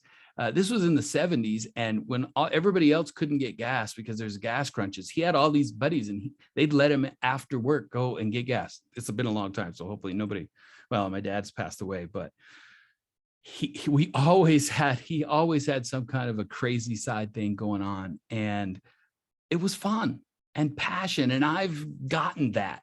And over the times, some of my side hustles have become full-time gigs, and I haven't worked in the corporate world or for somebody else for the last 15 years at least. And I'm grateful for it. I remember I've had some really crappy jobs, guys. I have dug ditches. I've done foundation work under houses. I've been a bartender, auto body repair shop person. I've done a lot of the tree trimming, lawn care for big companies, and that's all hard work. And I remember one day I was actually working for a company that did foundation work. For those of you that don't know what that means, is you go underneath a house that doesn't have an actual slab. It has beams and it has these posts on it, and you go in and you go underneath the house and you dig yourself through the crawl space, and you put jacks down there with these 80-pound cement blocks, and you jack up parts of the house and put these blocks underneath it. There's dead rats, there's dead cats, there's every kind of spider on the planet down there. And you learn really quickly, because everybody, when you hammer in the base of the flooring, nobody cares about the nails that are in there. But when you're under there and you pick your head up and you stick your head with the nail, it's let's just say the job sucked. It was hard. It paid, for a young kid, it paid, well, I guess, for what it was. But I remember telling my boss, I'm like, man, this is kind of a sucky job. This is kind of hard. This is a sucky job, isn't it? He goes, oh yeah. He said, that's why they call it a job. And I don't know what happened or what clicked in me, but I just said, no. Why does it have to suck to be a job? Do I have to hate what I do? Do I have to kill myself every day just to pay rent? No, I quit my job because all I could think of, my dad did some really cool stuff. He could have been more successful if he didn't have some of the issues that he had, because he was personable. He was great with people. And I said, you know what? I can do that. So I set out, I promised myself I would start to do things that I loved. And I'm not going to say I did it all the time, and I still joined the corporate world and I did things, but I loved what I did. When I was a trainer and traveled all over the country, it was amazing. I loved it. Yeah, travel gets a little old after a while, but since that day, I have always had some kind of a side hustle, some kind of a vision of some weird thing that I got interested in. I connected with China and got stuff overseas and sold little knickknacks. This was way before Amazon or any of that kind of stuff. We would drop ship. I sold Zodiac watches out of the Inquirer magazine. I always had some kind of a crazy side thing going on. And it was always fun. I didn't make millions. I in my early days, I was learning. You learn. And I tell people, if you don't think of your side hustle as, hey, I'm going to create this thing and I'm going to make millions of dollars. Look at it that you get to learn. You're going to start learning, right? Where am I at? So my whole philosophy is everybody should do a side hustle. Now, not everybody's signed up for to be wired in the way of a business owner or an entrepreneur. We're not all wired that way. And I wish we were. And I used to say everybody should do this. Everybody should have some kind of a side hustle, but not everybody is wired for it, guys. If you don't love the craziness of starting something and wondering if it's going to work and trying to figure it out constantly, if your vision is, oh, I want to find something that's going to make me a ton of money, you're going to fail quite often. And you're even going to fail if you like it. Even if you love that stuff, you're going to fail. And if you like that, the beauty of learning from your failures and growing, then this is for you. And every one of you should have some kind of a side gig. And people tell me, Bobby, I'm tired when I get home from my day job. It's tough. It's hard. Well, if you find something crazy interesting to you and passionate to you, like a hobby, because there's tons of people that do hobbies on the weekends, they do it after their job because they love it. If you're looking for that side hustle to get a business or to make a bunch of money, then you're doing it wrong. Yes, to have a business, you need to make money. It's not a business if you don't. But if that's your whole focus and that's all you want, then this isn't for you. I'm just going to be honest. It's not for you. So the one key thing, and this is, I promise I'm going to talk about stories. The key, and here it is. The key to making your side hustle work is marketing. It's marketing. See, for every business, not just side hustles, for every business. I don't care how cool your product is, how amazing, what great things it changes in the world. If you don't have the right kind of marketing or a way to get it out to the masses, to people, it's not going to work. You're not going to be successful.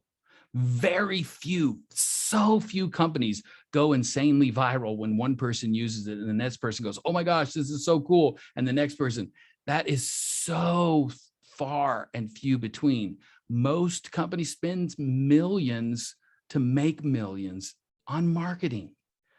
So I went through, as an entrepreneur, I've been through the gamut of the marketing world. Me and Boyd and Jim, we all love talking. Marketing is just a passion for all of us, and we love talking about it. But I'm going to tell you, there is a secret. You can spend millions or thousands, even if you're a small company, you can spend thousands of dollars on marketing. We all know we've spent that money. Boyd, Jim, everybody, we know that you spend lots of money on marketing to grow stuff.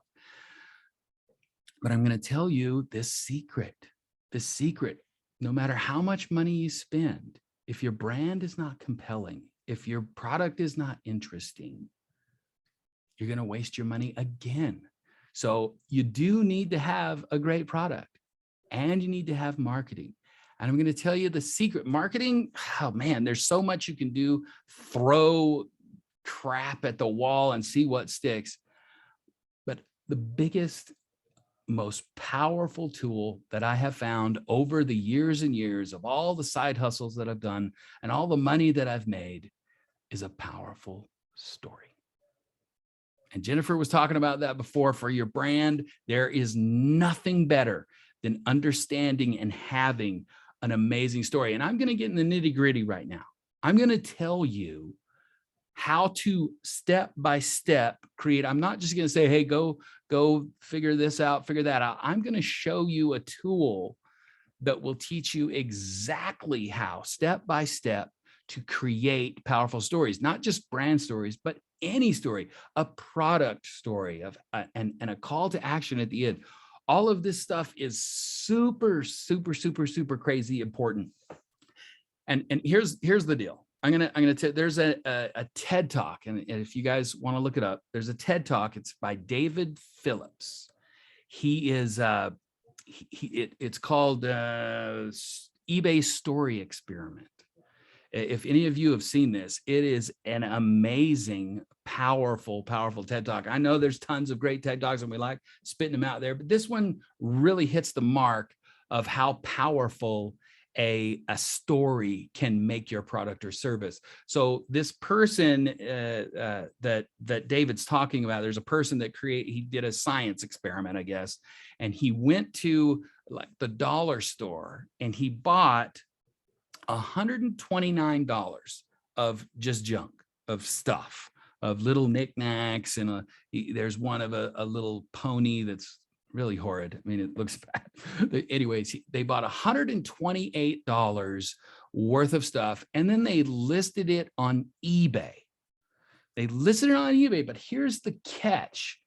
What they did is they hired writers to write these powerful stories about each of the products. Just a story. They don't say it's true. They don't say that this, this is legit. I think they maybe even put a disclaimer that this is just a story connected with the product. I'm not exactly sure how that's worked, but they put a story in the eBay deal. And if any of you know this to me, this says it all. This is why story is so powerful. Do you know how much revenue they made? How much sales they made on that $129 worth of stuff with the stories connected with them? So according to David, they made $8,000. $8,000, and the only thing they did to these little dollar items. So the horse I was talking about, I think they said they paid 60 cents for the little horse knickknack, and they got 60 something dollars for it on eBay with a story connected to it. That's like 6,000%. Guys, if you don't understand storytelling, if you're not connected with storytelling, you are losing money with your business. If you have a side hustle and you want people to understand, I can't tell you how many people I've seen at networking meetings that can't tell me in a good way what their business is, or that gets me excited about it. And anyway, okay, you get my point. So the key to this and why this works is the connection that storytelling. So I'm going to tell you a little bit about kind of the brain, how the brain works. And this is nothing new. And it even isn't something that you don't know already, because I'm going to tell you, when you think of things in your head, do you see letters and words in your head, or do you see pictures when you think of something? I guarantee you don't see Billy picked up the ball, the words. You see a little boy and you see him picking up the ball, right? In your mind. That's how our minds work. We don't work in words and letters. Our brains work in pictures, in story. That's how our brains connect. That's how it works. And I'm going to prove this to you. I'm going to prove it to you right now. I'm going to give you some data, and I want you to remember this data. So everybody pay really close attention. Hey, Boyd, Jim, are either of you there? I'm here. Okay, Okay, I'm here Jim. too. Okay, who wants to be my guinea pig? I will. Okay, Jim Jim. will. Jim looks more like a This could guinea be pig, scary. doesn't Okay, he? Jim, I want you to pay really close attention. All Okay. right, really close attention, and I want you to repeat my data back to me. Okay. Okay, don't write it down. You just have to memorize it. Okay, don't memorize it. Don't write it down. 2 legs on 1 legs with 2 legs on 3 legs with 1 leg, 4 leg, then 2 leg takes 3 legs and hits 4 legs. You got it?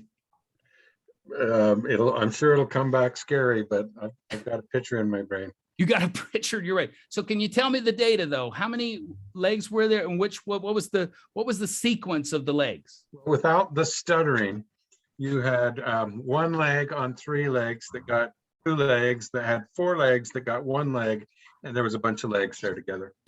That's pretty good.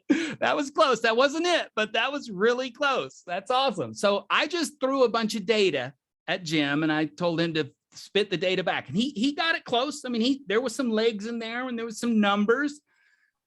Now I want you to see if you can remember this. Here's a little boy, and he's sitting on a 3-legged stool eating a chicken leg. A dog comes along and grabs the chicken leg, and the boy takes his 3-legged stool and he hits the dog to get his chicken leg back. Can you repeat the story to me? Okay, so there's a cute little boy sitting on a really small 3-legged stool eating a piece of chicken. This mean dog comes along and grabs the chicken leg, and the dog picks up the stool and beats him with it until he gets his chicken leg back, and everything turns out good. That's perfect. And okay, here's this crazy secret. Everybody that's listening to this, 2 years from now, you're going to know that story. As I was told that story 5 years ago, the first time I heard it, and I've repeated it. I don't know how many times. I only heard it once, and It's all about a story. it's all about the story. The Yeah. story makes it. So thanks, guys. I appreciate it. Well, So it hopefully is everybody pretty understands. believable that the little boy would beat the dog to get his chicken leg back. So Is It's that a true- unbelievable? it's a true story. No, It's a that's- true story. It's definitely happened. I think I may have done it once or twice. I had some pretty hungry dogs in my in my past. Awesome. All right. So you guys know the power of storytelling. Hopefully you kind of get it from there.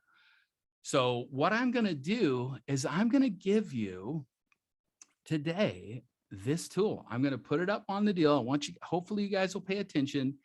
There are hundreds and hundreds of books out there on storytelling that tell you how to tell a compelling story. Some of you have probably heard of the hero's journey and story branding and all of those different things. There is a lot of stuff on there about how to tell stories. And I've studied it all. I've been a fan of stories since I was a kid, watching Star Wars and every movie on the planet.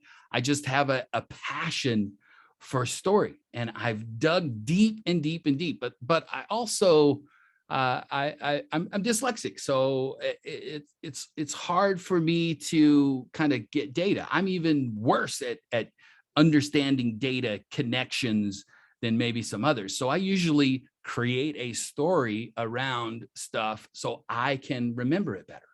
I'll use peg things where I don't know if any of you know about super memory and stuff like that. Anyway, I've used little tricks because when you have a disability, sometimes you have to use little tricks to kind of get over that. And I have always used story to connect with things. So I'm gonna share this with you really quickly. If it works. Oh, okay, it works, but I need to move this up here. All right, let's try this again. Share and go. Boom. Let's see. Is that working? Yes, I Awesome. can see it. Yes. Awesome. Okay, so I'm the president of Speak Up Speakers, professional speaker studio. We've been around there. I mean, Jim and Boyd both know Carrie and some of the other folks that we've been working with for a long time. And me and Carrie sat down together, and he had me read all these different books too about storytelling. And I just said, I need some way to connect all of these pieces and parts of a story that I can just remember, just like I can remember the boy and the dog and the chicken leg story. What I came up with, one of the things that I loved the most as a kid was roller coasters. I love the roller coasters. And picture, if any of you have ridden a roller coaster, you know, you're in the line, you're starting at the line, and then maybe you're lucky enough to be on the first one. Yeah, that one's the best one. Picture if it's your first time and you're on the first one and you sit down in the thing, you've been waiting in line, and the little guy comes along and he latches that metal piece onto you. Do you remember how that felt? Oh my gosh. Okay. There's no turning back.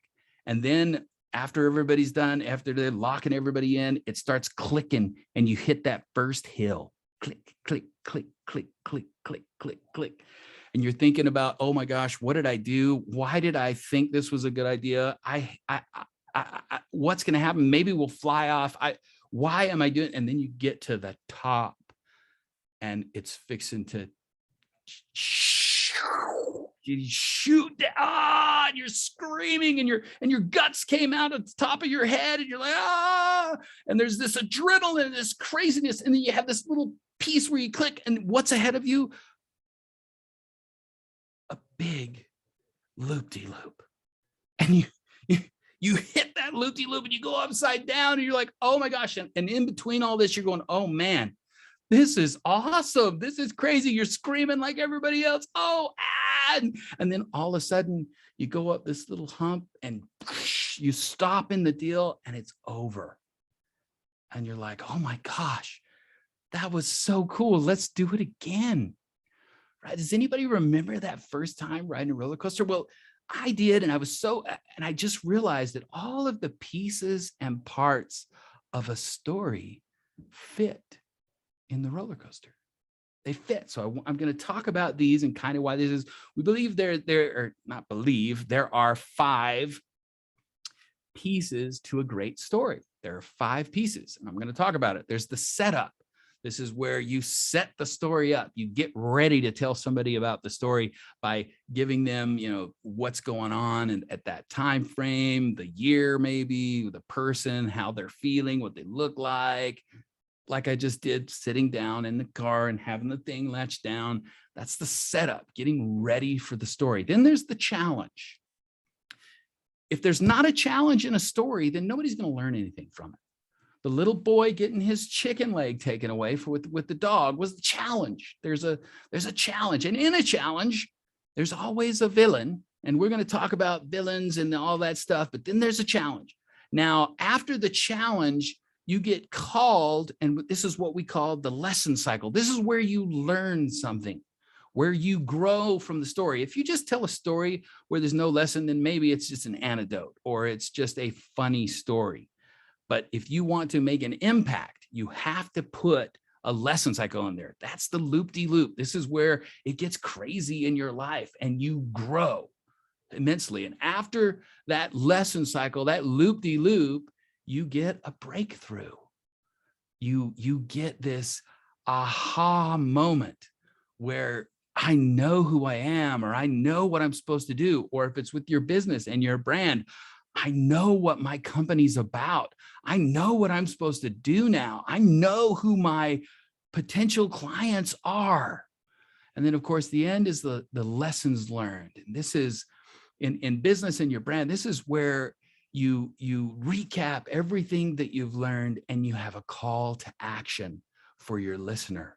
This is where you tell them, hey guys, this is time to get up and take action, just like the hero in this story did. Because we make, as a company, sometimes we make the mistake of thinking that we're the hero as our company and what we're selling or giving or whatever. We think that we're the hero giving it to these poor people, but we're not the hero, guys. We're the guide and they are the hero. And when you treat them like the hero and they identify with you because you were once the hero and now you are showing them the way, that's where you get what we call know, like, and trust. That's where you get a person to know who you are because you've been down the same path they have. They like you because you made it to the end, and they trust you because you were open and compelling and vulnerable to them. Powerful stuff. I'm going to go over these little pieces of this because we have it up here. I really want you to understand the power of this whole piece. The setup, you've got the introduction. That's where the person is, how they go. Then your introduction to the hero. This is the clicking up there. What's the hero going through? In Braveheart, before his wife was killed, and or after his wife was killed, and what's he going to do now? If you're familiar with the Braveheart movie, anyway, throwing it in there. Then the challenge is when you get up to that top. And again, the villain, I tell speakers all the time, I talk about for speakers, and I tell speakers the villain for a speaker is General Ng. If you've ever heard of General Ng, he's a evil nemesis of any great speaker. And I'll tell you his first name. You may have heard of him. His first name is Bohr. Have you heard of him? Mr. General Boring? Yeah, that's right. That is the worst thing you can do is bore people. Boring is in your business, giving your brand, trying to pitch somebody on something. If you bore them, you're done. You're finished. So the villain as a speaker or anybody trying to engage is the villain. So you don't have to, it doesn't have to be a person villain. A villain doesn't have to be a person. It can be an entity, a thing, or just a concept that you're fighting against. Then there's the pit. That's where you go down. This is where you take people down to the challenge, where it's tough, where it's hard, where it's you have to build yourself out of it. There's some people do a mistake here, and they keep folks in the pit too long. You can't. There's a fine line between, making something engaging and wanting pity, and that's not what you're wanting to do. Unfortunately, sometimes I've seen speakers that we've taught this whole process, they fall into the pit, and it's like, gosh, are you out of it yet? Because you sound like you're still there. So you got to be careful with the pit. But the beautiful thing is the guide. You have to have a guide. Now, a guide, again, just like the villain, doesn't necessarily have to be a person. It can be a thing, a concept, an idea that you just found that pulled you to the next piece right before you hit the circle, right before you hit the loop-de-loop, is a call. This is so powerful. This is when Luke Skywalker is called to be a Jedi, when Obi-Wan Kenobi, they're in the Millennium Falcon, if there's any folks out there that remember back then, or watched, I'm sure you have. Come on. Anyway, that's where you're called. That's where you as the hero are called. This is where you connect with the listener, where they start to feel called. This is, if this is engaging and it connects with them. A powerful story doesn't necessarily connect with every human being on the planet. You don't want to. That is not the key. To make a successful business, you have to find your people. And when you tell the best brand story and the connection story, that's where your people will come and find you and connect with you. You want that. You don't want necessarily to try and connect with that. Oh, I can't say that because that will, nobody here will identify with that. No, don't think that way. That is not genuine. You've got to be genuine and open for your story to really be powerful. Strategy is the next piece, because once you're called, then you're given ways of learning and how to, and what did Luke Skywalker have to go through to try to become a Jedi? These are all the strategies. Remember when Obi-Wan had him and he's got the little ball flying and he keeps getting stung with it. And then he tells him to put the hat on. See, that's a strategy, which seems weird because now he can't see, but then he was actually able to fight the thing. So those are the strategies. Then you've got the learning. So strategy and learning are two pieces of a coin, right? You get the strategy, but it's one thing to get the strategy. It's another thing to actually learn it. Now, sometimes we fail. You get a strategy and you fail. And in this concept, failure or success means one of two things. Failure means you do another loop until you learn it, until you get it. And in your life, you should have, if that means 3 loops, then you explain that in your story. Then, of course, the breakthrough. This is where it's over, or it's kind of the climax, if you're familiar with that kind of term for stories and authors and stuff like that. The climax of the story is the breakthrough. This is where the big giant aha is that I've made it. I know what I'm doing now. I've learned the lessons. I've taken the strategies, and I am taking on the call.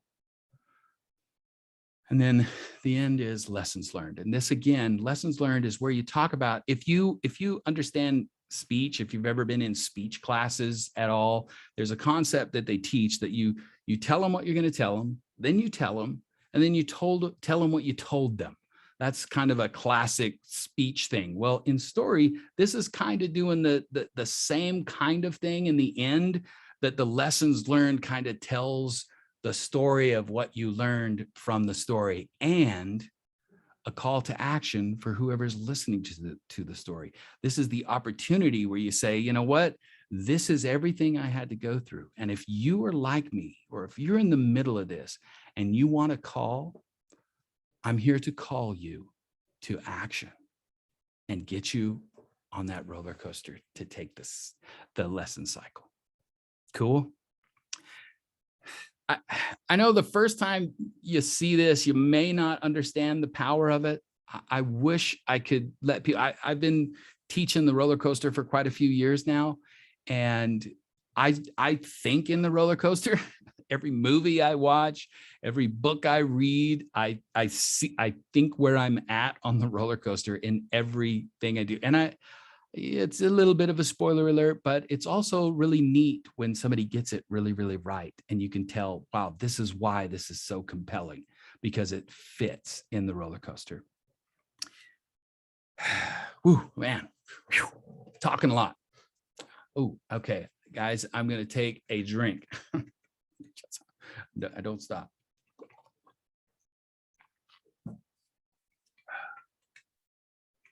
So I'm going to, if it's okay, I'm going to go ahead and tell a story.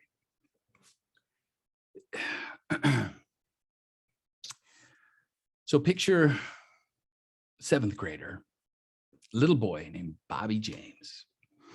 He's in the hallway in 7th grade in 1980 something, beginning of the 1980s, mid 80s, I don't know. And he's in the hallway again, waiting for the bell to ring. Waiting for the bell to ring because he doesn't want to see anybody.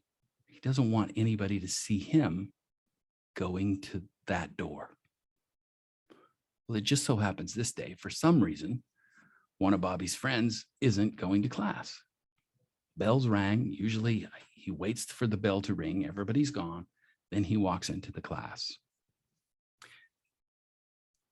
But he has no choice. His friend is still out there. He's like, well, where are you going? And I don't, the boy says, I'm going over there.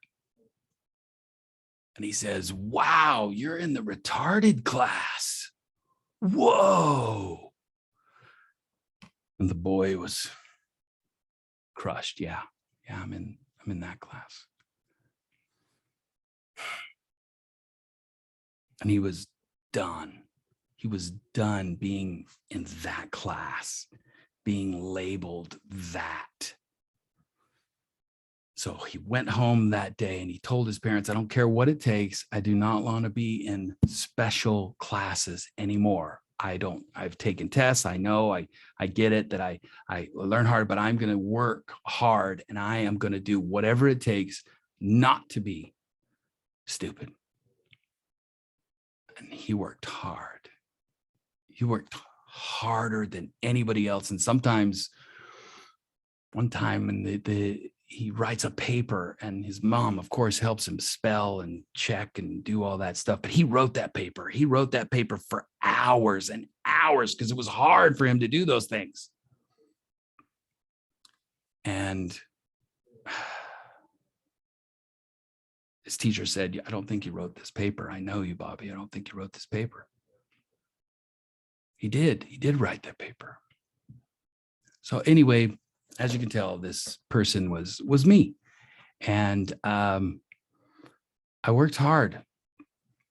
I worked hard through school. I worked hard through college. My friend would tell me, I don't understand how come you can't spell. It's the easiest thing in the world. And I'm like, man, that just is amazing to me because it is just a bunch of letters and it makes no sense. And in those days, dyslexia wasn't a big thing. Nobody really talked about it. It was very new. And so it wasn't something that we talked about, but I fought through high school and somehow went to college. I went to college and I remember one of my first semesters you have to take an English class. And I found this English class and I learned later that this professor was like the hardest professor in English on the campus. They were the hardest person to take. And I'm like, oh, great. This is great. First day of class. Oh my gosh, she was a spitfire. This lady was amazing, I thought, but she was tough. You could tell she was a tough person. She wanted things a certain way and people would get so pissed. They're like, I got a bad grade because, I put my name over here instead of putting it over there like she said. And I'm like, well, dude, she said to do it a certain way. Why didn't you just do it the certain way that the professor said? To me, it just, you do what they ask. But I struggled. I fought so hard, tooth and nail, and I passed. I passed the class with a C average, with a C. I passed the class, college, my first English college class. And I was like, man, whew. And I thought, I needed another English class. So I'm like, you know what? I'm going to take her again. I thought it was really, really good. I learned stuff. So I took the second level of this English class. And the first day of the English class, the professor says, so normally everybody loses a letter grade in this second. If you've taken my first class, you will usually lose a letter grade in the second class. Oh crap. So I worked hard. I did extra credit. I wrote her stories and gave her stories. I would tell her, she would read in the class these different books, and I would buy the books, and I would tell her, and we'd talk about the different books that she read. I did everything I could. And I came out of that class with a B. And I was so stoked and excited. But after the class was over, that professor came to me and said, Bobby, you should think about changing your major to English. I said, what? That's impossible. Thank you for your opinion, but this was so hard for me. This was tough. But she said, I've read your stories. They're engaging. They're interesting. They're connected. You should think about this thing. And my whole world changed. My whole thought process changed. I'm not just this stupid person that doesn't get how to spell or do things like other people. I can do great things. And I'll tell you, it put me on a path for learning. And I did everything to learn and grow and personal development, everything I could find. And after I became a successful entrepreneur, I said, what am I supposed to do next? And I remember praying to my higher power. And I heard distinctly, write a book. You need to write a book, Bobby. And I will say this is really near and dear to my heart. I wrote 8 Wisdoms many, many years ago now. I believe, I've been told it's a powerful story. It's a very powerful story to me. It's kind of my life. It's a fiction in a kind of fun story. You will learn a lot of business things out of it, a lot of things that I've learned along the way. And I've used every piece of the story roller coaster in the book. So you'll kind of see it and you'll understand everything that rolls in and out through the book. You'll see, and I'm grateful that I was able to do this book. Now, I want to give some of them away. You can get them on Amazon or wherever you want to get, but I have 3 of them here. The first 3 people to email me, I will, and email me their address, I will send them the book. So my email is Bobby, BOBBY, at speakupspeakers.com. So first 3 people, Bobby at speakupspeakers.com with your address, and I'll mail it to you and free of charge. It's yours. Now, if you know where I'm at, you can just come get it too. It's up to you. But anyway, I want to give those away. They're near and dear to my heart. They're I think, very powerful. I want to end really quickly, and I know we're just about out of time, right? Ending, How much? Before you go into your ending, I want to say this is a great book because I've read it twice, and I love the story and how it ends, but I love the journey that he has to go through. And each one of the chapters is a different journey and a different aspect that you learn. And I loved it. Thank you. So no, thank you, Bobby.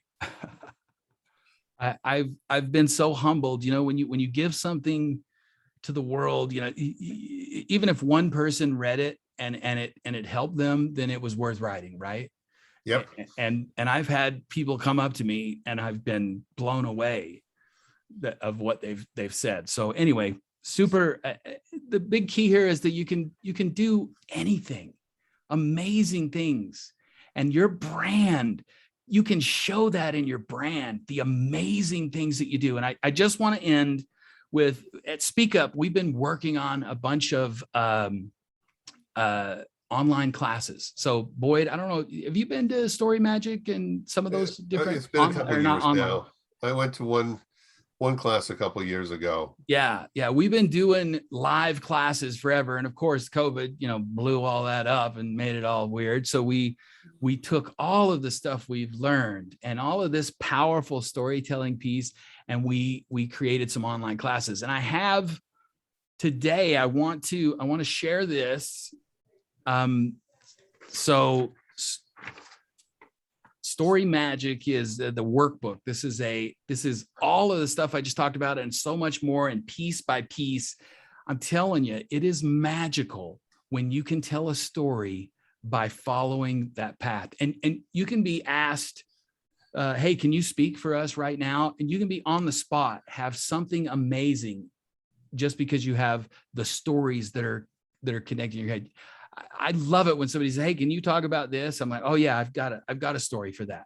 And I'll get up and we will just connect. And the audience, I love bringing audiences into stuff. I got to say, it saddens me when I go to a networking meeting and somebody has the opportunity to pitch their company for 15 or 20 minutes. And it's horrible. I mean, it's just, it's like boring, or it doesn't make sense. Or I'm like, if you would have made me laugh or connect with me in any way, I probably would want to have something more to do with your business, or at least find out more about it. Don't waste the opportunity when you get stuff like that to actually connect with them. And it's easy. You just tell a compelling story by using the roller coaster, or, a story anyway. But anyway, I'm giving this to you. I'm giving you $10 off. So learn.speakupspeakers.com. Go check it out. It's $37. So it's not like $500 or something like that. It's $37 for the whole workbook. And there's a bunch more stuff. You even get my book on audio. So, and today I'm giving you a coupon code, Side Hustle, that will get you $10 off that. So it'll only be $27 if you're at all interested in knocking your brand story out of the park. Cool? So repeat it again. Which one? The website. So is it not right here on the screen? No. Learn.speakup. It doesn't. Well, okay. Well, it's 2-point type, Bobby. What? It's 2-point type. No, I don't see it here. I'm on the better? Speakers. There you go. There you go. Now you were on the wrong page. That makes sense. Technology. We love technology, right? Yeah. So it's learn.speakupspeakers.com. You can go to speakupspeakers.com and see stuff, but if you want to actually go to the workbook, it's learn.speakupspeakers.com. Put in the code Side Hustle. You'll get $10 off the $37, and it's just $27. And it's been years in the making. I mean, you guys know how long we've been doing Speak Up. It's been 6 years now. Something like that. No, it's probably closer to 7 now. Oh, geez. Wow. It's been a fun ride. It was the first year we did the Business Success Conference, which was 7 years ago. That was 7 years ago. 7 years ago, we've been doing the Business Success. Carrie and Clay. Clay and Kevin, I mean. And Kevin. Yeah. Don't tell him I said 7. He'll kill me.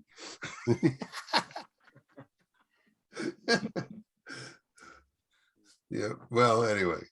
Yeah. So thanks, Bobby. That was inspirational. Thank you. Yes. Tell a compelling story, guys. Don't lose that opportunity. You're going to be a hard act to follow because I'm next. So You're awesome. Jim is awesome, guys. He's the real deal. When it comes to marketing, pay attention to this man. It's true. It's true. So, well, thank you, Bobby, for you're being welcome. here. Well, thank you for hanging out with us and giving us some good instruction. And, I have known about the roller coaster, but not by that name. Yeah. Now that you've called it that, it makes so much sense because, in my writing, I do exactly what you're saying, although I usually use 2 challenges and 2 learning experiences and then a big finale. Yep. And that's but it's the same thing, just elongating it. yeah. Now And this is you've the got thing. that graphic in your mind. I know. You won't forget it. You won't Yeah. forget it. Yeah. Because it is. There's 1,000 things out there telling you this exact same thing, but it's not a picture. Now you got a picture. Yes. You know, we do podcasts every week, and there's always one little bit of information that I glean from them, and I'm writing them down and keeping track of them. And what I glean from your whole, storytelling thing is that poor boy had to beat that dog and get his chicken bone back. I'm telling you, you're Okay. never gonna forget it. You're never gonna forget it. That's true. But now we also have the roller coaster to think about too. So, Yeah, all that's right. right. So I'm going to stop sharing real quick, and I'm going to share our, tell about the sponsors again. And so remember that these are our sponsors. But then I'm going to go on, and we're going to have Jim Carroll is going to be up next. But while we're waiting on him to have him, I want to thank Bobby again, and everybody go and get that book. In fact, I'm going to have to go and get that book. So thank you so much. Thanks, Bobby. You are welcome, guys. Yeah. It's been a pleasure, and I'll hang out. I love listening to Jim. He always have his gold nugget for me. All right.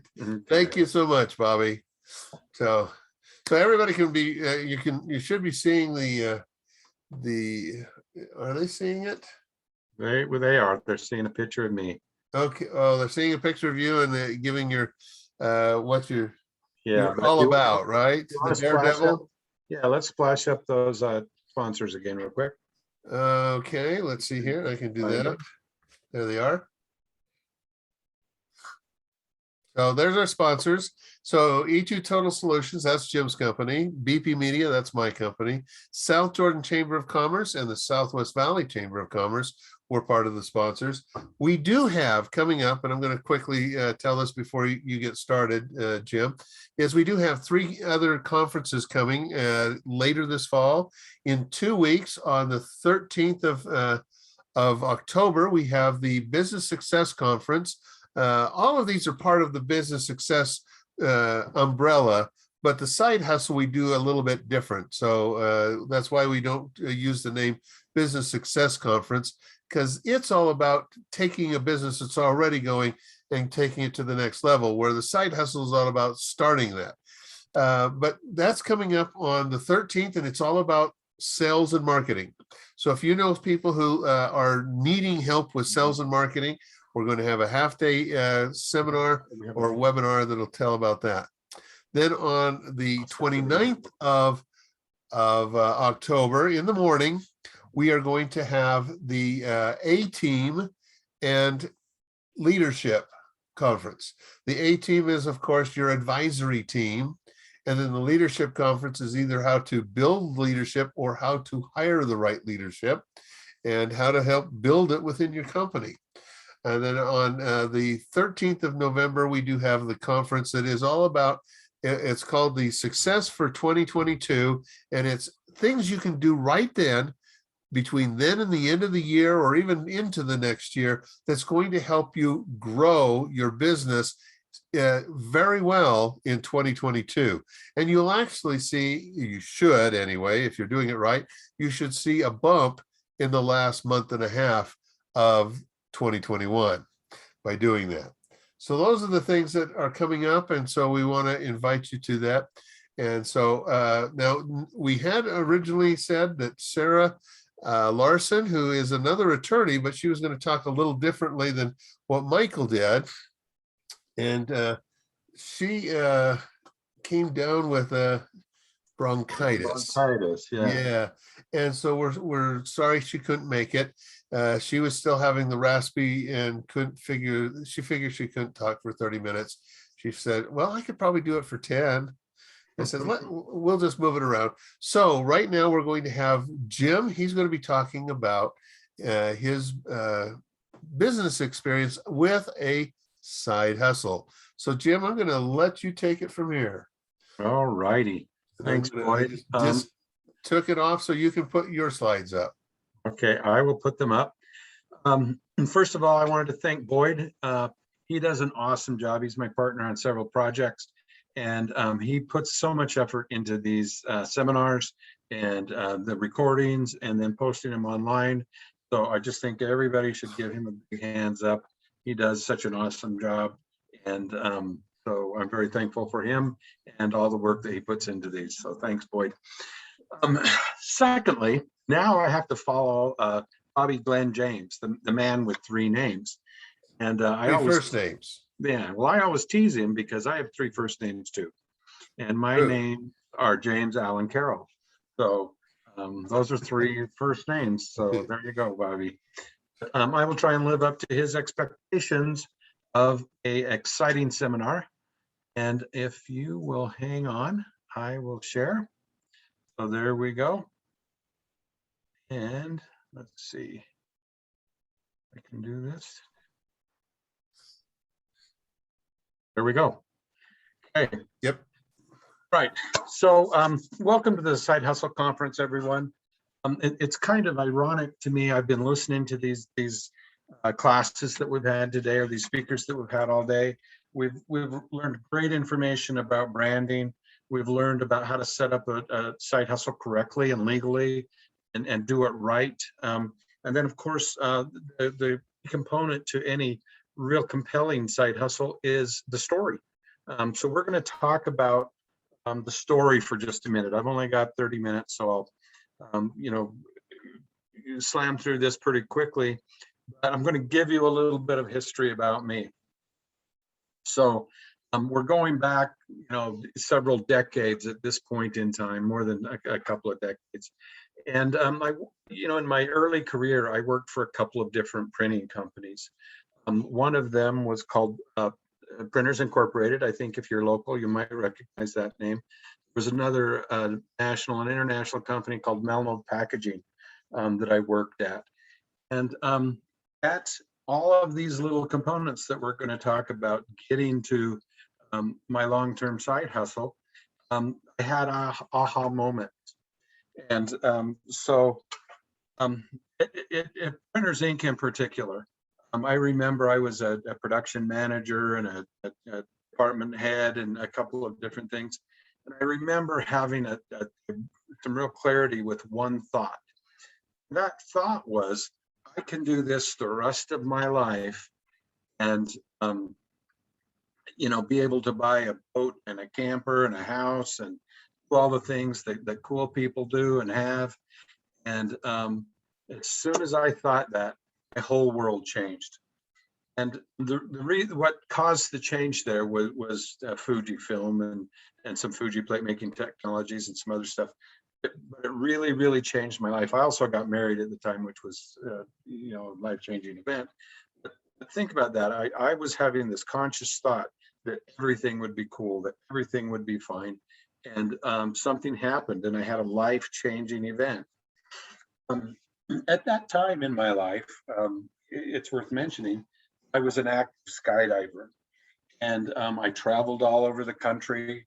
I participated in several world record skydiving attempts and events, and I just pretty much had a side hustle between working a full-time job and traveling and skydiving and just having fun.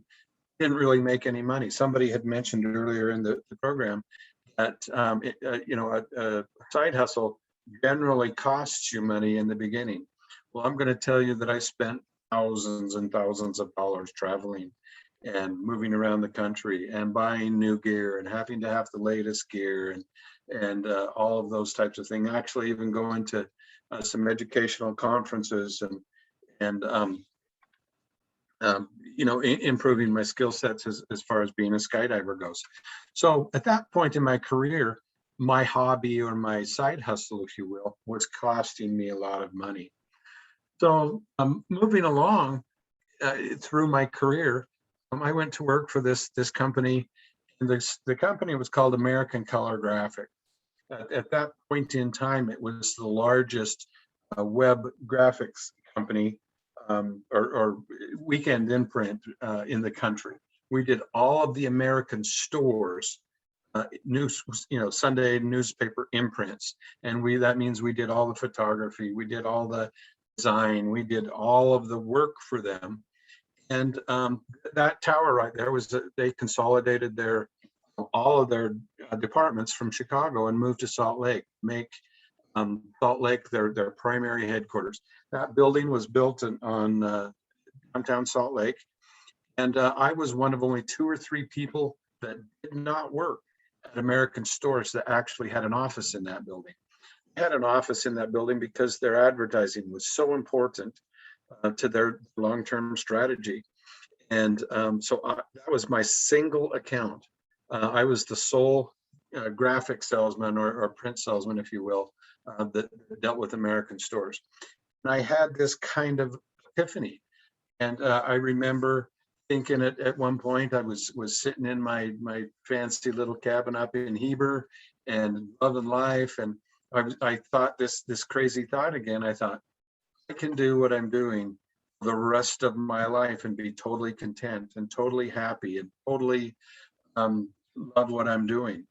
Well, that next Monday, driving to work, I was driving to work early in the morning, and there was an announcement on the news that American Stores had just been purchased by Albertson. And I thought, oh my gosh, oh my heck, it's another aha moment. The world as I know it is going to change. And just like it had changed with my previous career in printing, it also changed at this moment in time. American Stores had been bought by a much smaller company, and their corporate culture was going to change.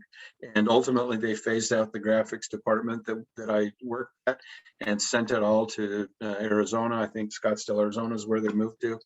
But I was offered a job and elected not to move there. I didn't want to leave. So that aha moment had happened to me twice at that point in time. By that time in my skydiving career, I was making a lot of money with my hobby. My hobby at that point in time was skydiving. And this is a picture of a tandem skydiver. And I was a tandem instructor. I was an instructor. I was a free fall instructor. I was all of these things that had accumulated, through my skydiving career. I literally could leave the drop zone after a weekend, and with thousands of dollars in my pocket. And of course, it was a cash business, which is, obviously, Michael doesn't want us to say that too loud. It was a cash business. And so I had thousands of disposable dollars after every weekend. I'd even go out during the week and do skydives. It was something that I had a real passion for. I loved doing it.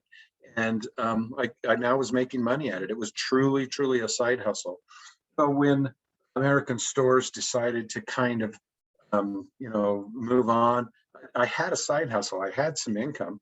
And it was a handsome enough income. I mean, it would impress a lot of people that you think you could make that much money just jumping out of planes and having fun.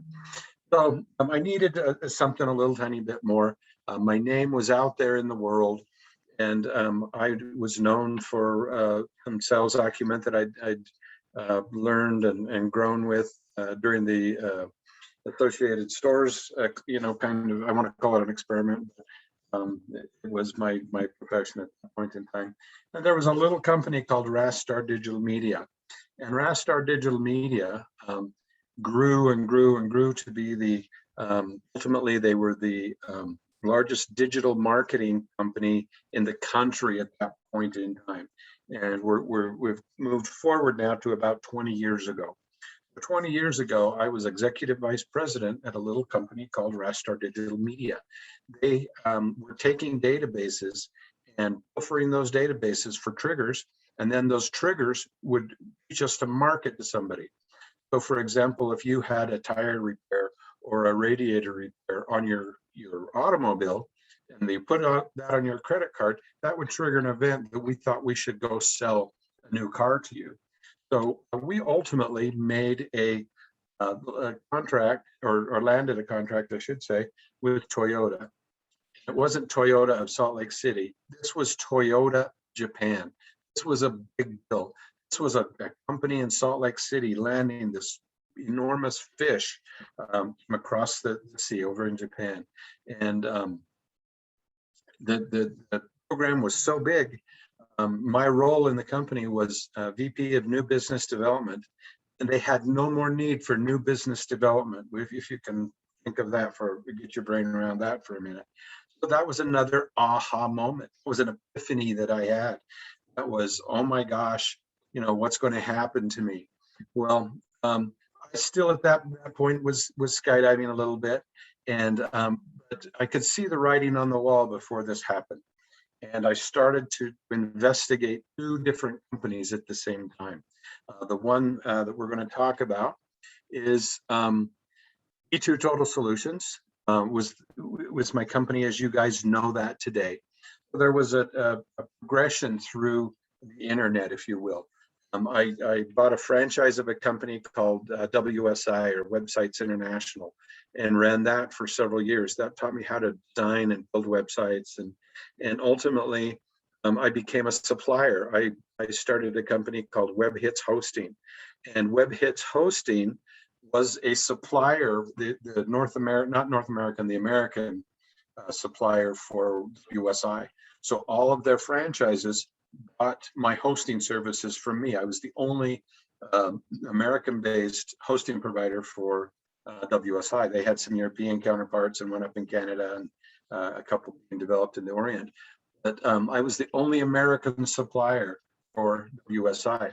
So that was a pretty cool gig, if you can think about that. As I kind of grew, that was after I left Rastar and then started to grow. What we're really going to talk about is a company called Pierce Allen Inspection Service. And Pierce Allen Inspection Service was a company that I started while I still worked for Rastar. I could see the writings on the wall coming from Rastar that my longevity there probably wouldn't be that great. So we landed the contract with Toyota. They kept me around for maybe another 6 months, and I moved on at that point in time. I should say, they asked me to move on. It was they severance me out of the company. So I did take a little bit of time and golf, the way I love to tell the story. I worked on my handicap for a little bit. My wife really encouraged me to get one of these other things going. I had 2 irons in the fire. The first one was the internet. The second one was Pierce Allen Inspection Services. And so I had actually gone off and become trained in inspections. This is something that somebody before me had mentioned that you really, really have to have a passion for. Certainly, I enjoyed the skydiving, but I didn't think of that as a long-term, prospect. This I actually did think of as a long-term prospect. And so I had gone off and gotten some training on it. I had a history with it as well. And my father owned a construction company when I was growing up. And one summer I was a roofer, and one summer I was an electrician, and one summer I was a framer, and I did a lot of different things. I had a real kind of unique perspective by the time I started to put this inspection company together. And so I really enjoyed the construction process. I built my own cabin up above Heber in a little community called Timber Lakes, and it was a 4,000 square foot log cabin. And I actually, that's what inspired me a little bit, was I enjoyed the construction process so much that I thought that this might be a good side gig or side hustle for me. A lot of people ask me about the name Pierce Allen, and I had a partner at the time, and his middle name was Pierce. My middle name is Allen. So we named the company Pierce Allen, and then started branding the company. You can see the little PA shield there with a house underneath it. And we created all this marketing material and all this branding and business cards and 4-color flyers. And we went out and started to sell this company even before I had departed from Rastar. And so I was so excited. I went out and started to build these relationships, buy donuts for realtors and stuff and deliver them to their offices. And sure enough, finally we got our very first job. And I called my partner and said, we have a job, we have a job. And I said, do you want to go do it? Because he had been through the same training that I had. And he said, no, I'm busy that day. I can't do it. And so I kept marketing, and I went out and we got our second job. And I called him up and said, hey, we've got our second job. It's on Saturday. Can you go do it?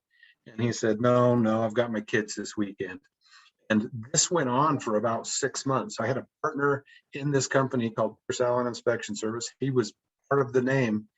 And I kept landing these jobs, and he kept saying, no, I don't want to do it. And finally, I went to him and said, what's up? Why don't you ever do any of these jobs? And he actually worked for the Department of Homeland Security. He was a border agent, if you will. And he didn't really want a sidekick. He did not want the hustle. I went out and hustled the work, got all the work, landed him a job. And at the end of the day, he didn't really want a side hustle. He came clean with me at that moment in time and said, I just really wanted to be able to go to the office and tell my boss at the water cooler, I really didn't need his job. And that strategy actually worked for him. He got a couple of promotions while he was there. He never actually did one inspection. And so I ended up buying the company from him, giving some money for his tools and some other stuff. His wife actually thought I was the devil because I somehow figured out a way to steal the company from him. But the true fact is he really didn't want the job. He really didn't want the side hustle. Well, I've got the couple of dates here, September 11th, 2001. That's actually, not September 11th, excuse me, it's September 1st. That's the date that I parted from Rastar Digital Media. So I left there on September 1st. On September 11th, we had the big crash by that, or had the crash that everyone's familiar with. So that was conceivably the worst month in history to actually start a new business, because the economy tumbled and everybody's savings had gone crazy, and there was all kinds of weird stuff going on at that point in time. Well, I don't know if it's because I'm a bonehead or because I'm really shrewd in business, but I didn't give up on the company. I didn't give up on my side hustle. My other company, in 3 different situations, had elected to move on without me. And so because of those scenarios, in every case, I kind of had a fallback situation. Certainly with, American Stores, I had the fallback of the skydiving instructor. And you don't think of that as a side gig or a side hustle. It truly was. I mean, it was, great money at the time, and I was able to survive on it, land my next corporate job, and work my way through that corporate world. The next corporate job I had, I was so successful that they didn't need me anymore, which is kind of how I perceive myself in a lot of cases, is that I'm always trying to work myself out of a job. I always, like Bobby Glenn said, I always have, another side hustle happening. So there's always something going on with me. If you guys hang out with me or go to networking groups, there's always one more thing that I do, or one more story that I could tell, saying, oh yeah, well, what about this? Or we're working on this, or I'm working on this with Boyd, for example. I mean, Boyd and I have several little side hustles going on at the same time. So it's real exciting. And obviously I'm passionate about a lot of the things that I do. This particular case, so I started in September of 2001 and worked my way through, marketed my way through the company's brand, the company's name. And so by 2008, I was actually selling franchises of this company. A lot of people had complimented me along the way, saying, hey, is this an international or a national company, excuse me? And I said, no, it's just us here in Salt Lake. And that whole brand idea that we started with a good brand, we started with something reputable, we started with a good reputation, grown to the point where I was able to now sell a couple of franchises. And so I had some guys down in Utah County working for me, a father and son. I had a guy up in Logan, I had a guy up in Morgan, and they were all working for me. And I thought, this is the coolest thing ever. I just don't have to do anything, and people send me checks every month. This franchise gig is a pretty good deal. And then along comes the market crash, the housing market crash of 2008 and 2009. Every single one of them went out of business during that time. But even though I'd worked real hard, built the brand, built everything up, they were going out of business, and there was nothing I could do about it. It was the national economy that was killing them, and the housing market was just destroyed. But once again, being kind of a bonehead, I just didn't give up and continued working. And I had built a reputation in the Park City area for doing really large houses and really expensive houses. And in some cases, I had this expertise in really, really old houses. I've done houses that were built in the 1800s. I actually inspected myself. During that time, I also worked with the state of Utah and did radon training and insect training. And it's the Board of Realtors has a educational requirement, and I became an educator for the Board of Realtors to teach radon and meth and insect, and I taught all of these other classes for the board, which was another means to an end to keep my income coming in. It worked great, and I really enjoy teaching and had a great experience with that. Well, today that company still exists, and it still goes by Pierce Allen Inspection Service. And what it does today is we never go out and do, or I should say rarely go out and do full-on inspections, which are the residential inspections. We do have a contract that does two things. We do commercial inspections. So there's a lot of commercial buildings that we inspect. We've done everything from gas stations to theaters to high-rise types of environments, apartment complexes. And then we also have a contract with a company out of the Northwest, and we do really high-end mortgage loan inspections for them. So somebody will, build or buy a big house, or build a big house, I should say, up in Park City area, and it might be 8 or 10 or 12,000 square feet. Well, we have a contract to go take pictures of those houses. They have great big draws, in the tens of thousands of dollars for these $1 million houses, and we go and confirm that the cabinets were put in or the heating system was put in. We take a couple pictures and send them off. They're pretty simple inspections, but it keeps our foot in the market. It keeps us in the game.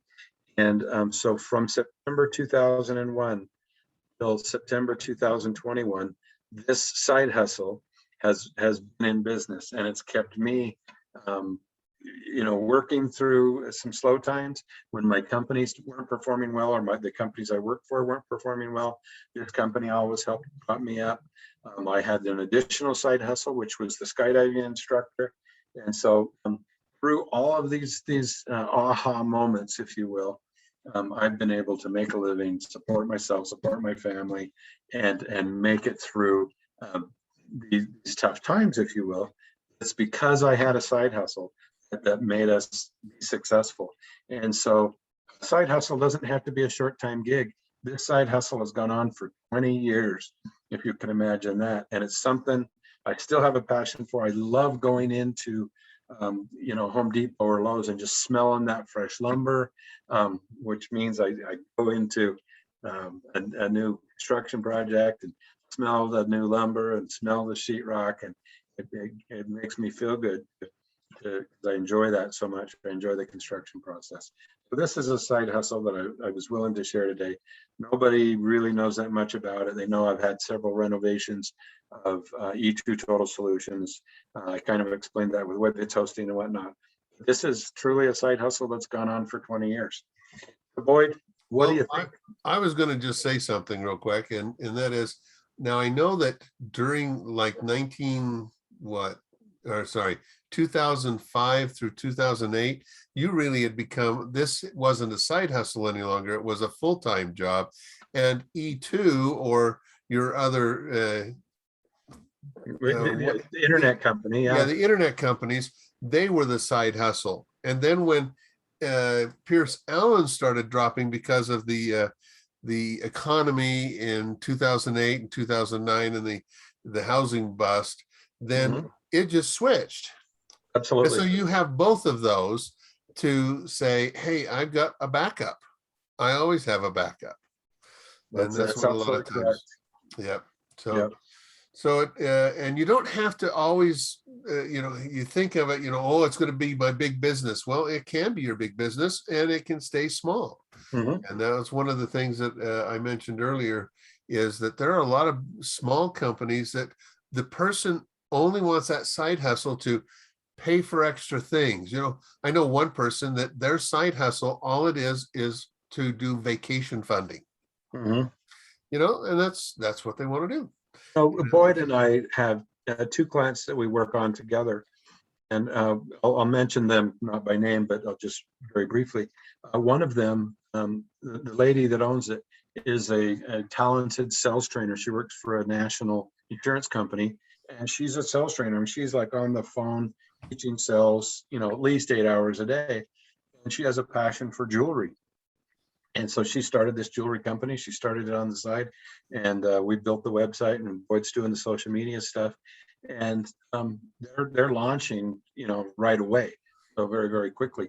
Another one that we have, the guy's, he's the CEO of a lumber company, if you'll think of it that way.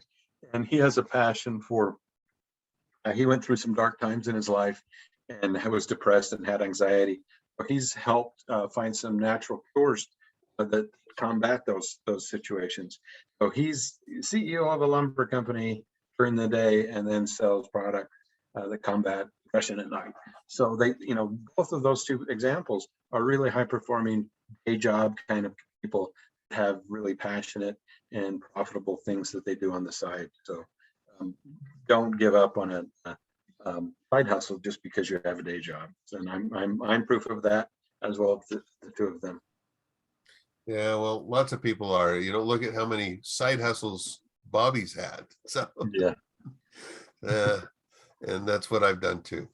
So right now we're going to go into a 1 hour thing with Jim and I. We're going to be talking a little bit about marketing your side hustle. And it's specifically to that, but there's some things that you need to know. And whether you're a big business or a little business, some of these things apply.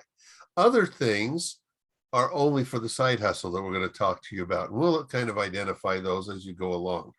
And one of the things that we know is when you're starting a side hustle, you're trying to do it on a bootstrap financing.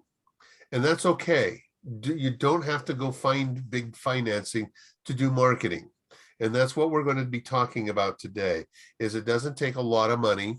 And if you get the right training and the right things, you can do most of it yourself. There might be a few things you might outsource, like, maybe making the website if you don't have that aptitude. But that's okay, because once you get a basic website in place, then you can go on and build from there. And then if the side hustle gets bigger and you need to update the website to something bigger, you can. But don't always think of you have to put out a lot of money to get things going on a side hustle. And so, in fact, one of the things I'm going to talk about right at the very end is about a book that I wrote a couple of years ago that's all about starting an online business. But I put a lot of the things in there that you need for a regular business as well. But we're going to start off today, and I put a few slides together, but let me pull it up, and I got to turn my other one off. So there we go. And let me switch over to the other one now. Whoops, where'd it go? There it is. No, yes. Okay, so we're going to call this one Side Hustle Marketing is what I'm going to call it. So let me get into that. There it is. All right, let me share. Okay. So it should be coming up, not there yet, getting there. And there it goes. Okay. There it is. Yeah. Okay. So with the site, now I've only got a few slides, and Jim was going to send me a few more to put in this. Well, they're not here, but if he has them, he can bring them up and show them Wait, to I you. sent them to you. No, you didn't. Yes, I did. When? Probably during Bobby Glenn's presentation. Okay, well, I didn't get them, so I didn't put them in. So here's what we're going to talk about, though, is we're going to give you kind of a step-by-step thing of what to do with with a side hustle to do marketing.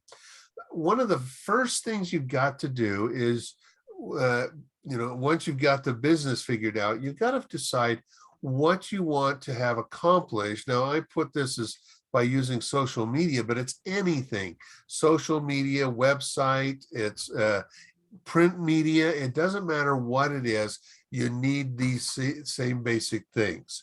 In fact, I took some of these slides from my social media, Master Your Social Media masterclass that I taught a couple of weeks ago.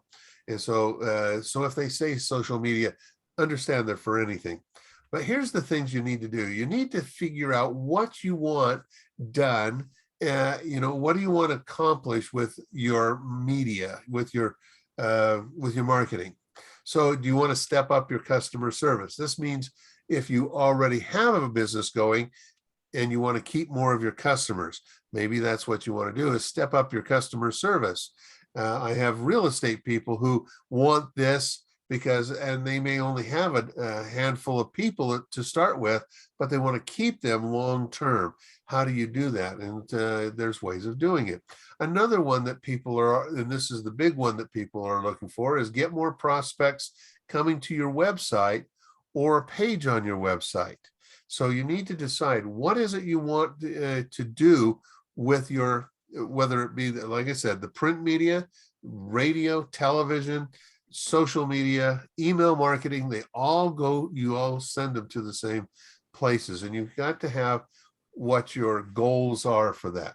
Then you can also raise the awareness of your company. Now, for a side hustle, this is a big one that you want to be paying attention to, unless you've already started that side hustle and you've already started getting that awareness for your company going.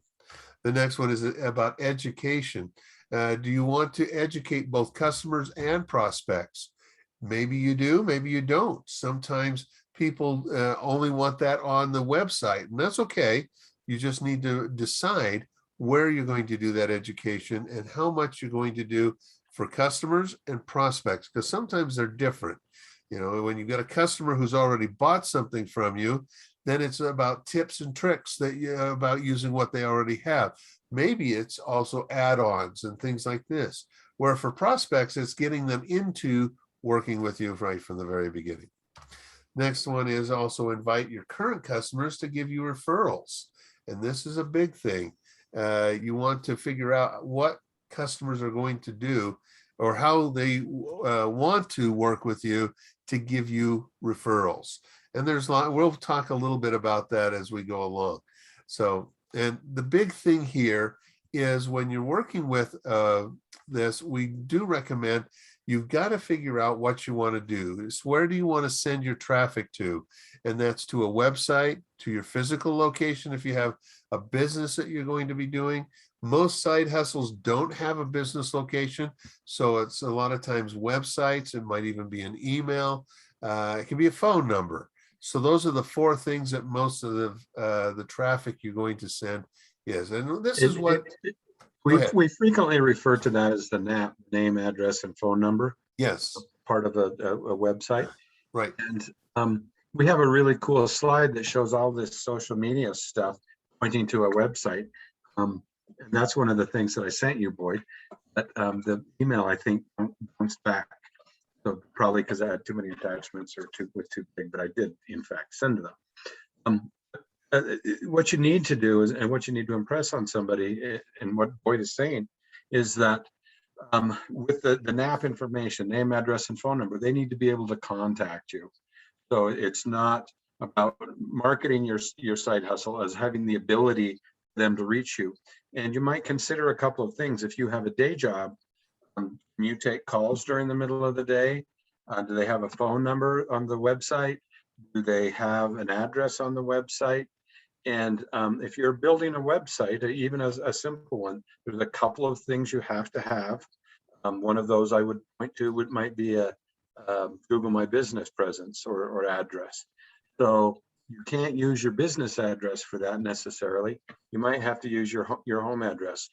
You can set it up with Google so that it doesn't render, so that the people showing up in the middle of your night to try and buy your product.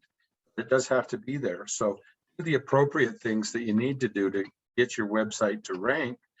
And I'm just going to tell you guys point blank, anybody that doesn't have a phone number on the header of their website, I almost never do business with, because I don't know how to contact them. So name, address, and phone number are really important things to put at the header of a website. Even if you're using a site builder and doing it yourself, you can make sure those things happen. Yep. And that's one of the things, the first things we're going to be talking about is, what do you want to do? Now, if you've already got a business and it's going, there's a few things to do. If you don't have a business, think about it along these lines. And it's all about understanding your current customers or your prospective customers. So how well do you know your customers? I hope you know them well. Yeah, you should. I mean, you've helped them, you've talked to them, you've become friends with some of them. Now, if you're trying to do a side hustle, sometimes it seems a little disconnected, but it doesn't have to be. And how you do that is you help them understand who you are by utilizing marketing, and it builds that know, like, and trust factor very well if you do it right. So, but if you already have customers, it's important to talk to them, because then you'll find out some information. Like, one of the big questions that I ask my clients who have customers already is, why did the company choose you over others to solve their problem? And what set you apart? Those two questions are some of the most important things you can find out from a current customer, because I've had customers of mine, when I ask them to go and ask that, and they say, oh, they're going to say this. And then they come back a week later and say, oh my gosh, I did this. And I found out that that wasn't what it was that brought them to me. It was this other. And that is an eye opener to understand why you are better than your competitor, and why they chose you, and what sets you apart. And so that's part of what we're going to be talking about, is setting up your unique value proposition. So Jim, go ahead and tell them about that. Well, the unique value proposition, the best way to think about it is kind of your minimal product that you can provide. And still stay in business. You have a unique value proposition, which is your product or service that goes hand in hand with your minimal viable product. And so if you're going to build transportation is a great example. If you're going to build transportation, then your service is going to be transportation. Your minimal viable product is going to be a skateboard and not a car. If you take a skateboard and start to add a motor and big tires and doors and air conditioning and stereo, then that's a maximum viable product, not a minimum viable product. So you have to understand your minimum viable product, as well as what your value proposition is. Your value is that you provide transportation. Your minimum viable product is a skateboard. So don't confuse what you'd like to have, the big car with the stereo and the air conditioning, with what really keeps you in business. And that's your value proposition, or where they kind of clash, I should say. So you don't have to have every single bell and whistle, like if you're buying a car, you don't have to have every luxury item in it. Some people want less than that. And you have to, and so start with the less and then build up to it. Now, there's a good story about that I love to tell people about. Is one of my good friends is a guy named Dano Ybarra, And he used to run a company down in Southern California, well, Central California. And in 2000, they were building the very first of the modems that you use to connect in your home and to businesses, where you could have multiple people on the same line, the same internet connection. Well, they were building this out, and they had a software company that was building the software for them. And the company kept coming back to him and saying, Dano, we can do all these things, and it's going to do this and this and this and that and that and this and that and that, and 20 different items. And Dano kept saying, no, I only want these 4. This is what everybody needs right now. And they go, but we could put more. And he says, look, if you're not going to do just the 4, I'll find someone else to do it. Well, they finally said, okay, but we can do all these things. And he says, I only want the 4. It was the minimal viable product is what that was called. They released it. They sold it to the telco companies, the telephone operating companies, and they ended up selling them all over the world. Now, the key was they only needed to do those 4 things. But after about a year, some of their clients were coming back and says, hey, have you thought of doing this? Well, they already had that built, and it could be upgraded into those modems. And so they got to charge them again for upgrading them. And they did this in several different ways, and they had several different upgrade paths. Well, in the end, they sold that company for over $1 billion. But when they started it, they said it was worth about $100,000, but they sold it for over $1 billion. Now, here's the thing. If he had started with all those things available, one, the telephone companies didn't want all those things, and it would have confused their technicians. Dano understood that. That's why it had to be the way it was. But then as everybody started getting a little more sophisticated, that's when they could add those things in. And that's what we all need to do. With our side hustles, you start with what is the thing that most people need now. Not what you can provide, just what they are looking for now. You know, that there's an added advantage to some of that if you start thinking that way, and that is time to market or speed to market. So if you have a skateboard, you can get it to market pretty quick. If you have a car, it takes a lot longer. So think about that, and then think about the ability to upgrade or upcharge as you move along. You know, going from a bicycle to a scooter to a skateboard, to a scooter to a bicycle, then to a car or whatever. So there's the upgrade opportunity that you could be missing out on, as well as speed to market and beating your competitors to market, which has a great advantage. Okay.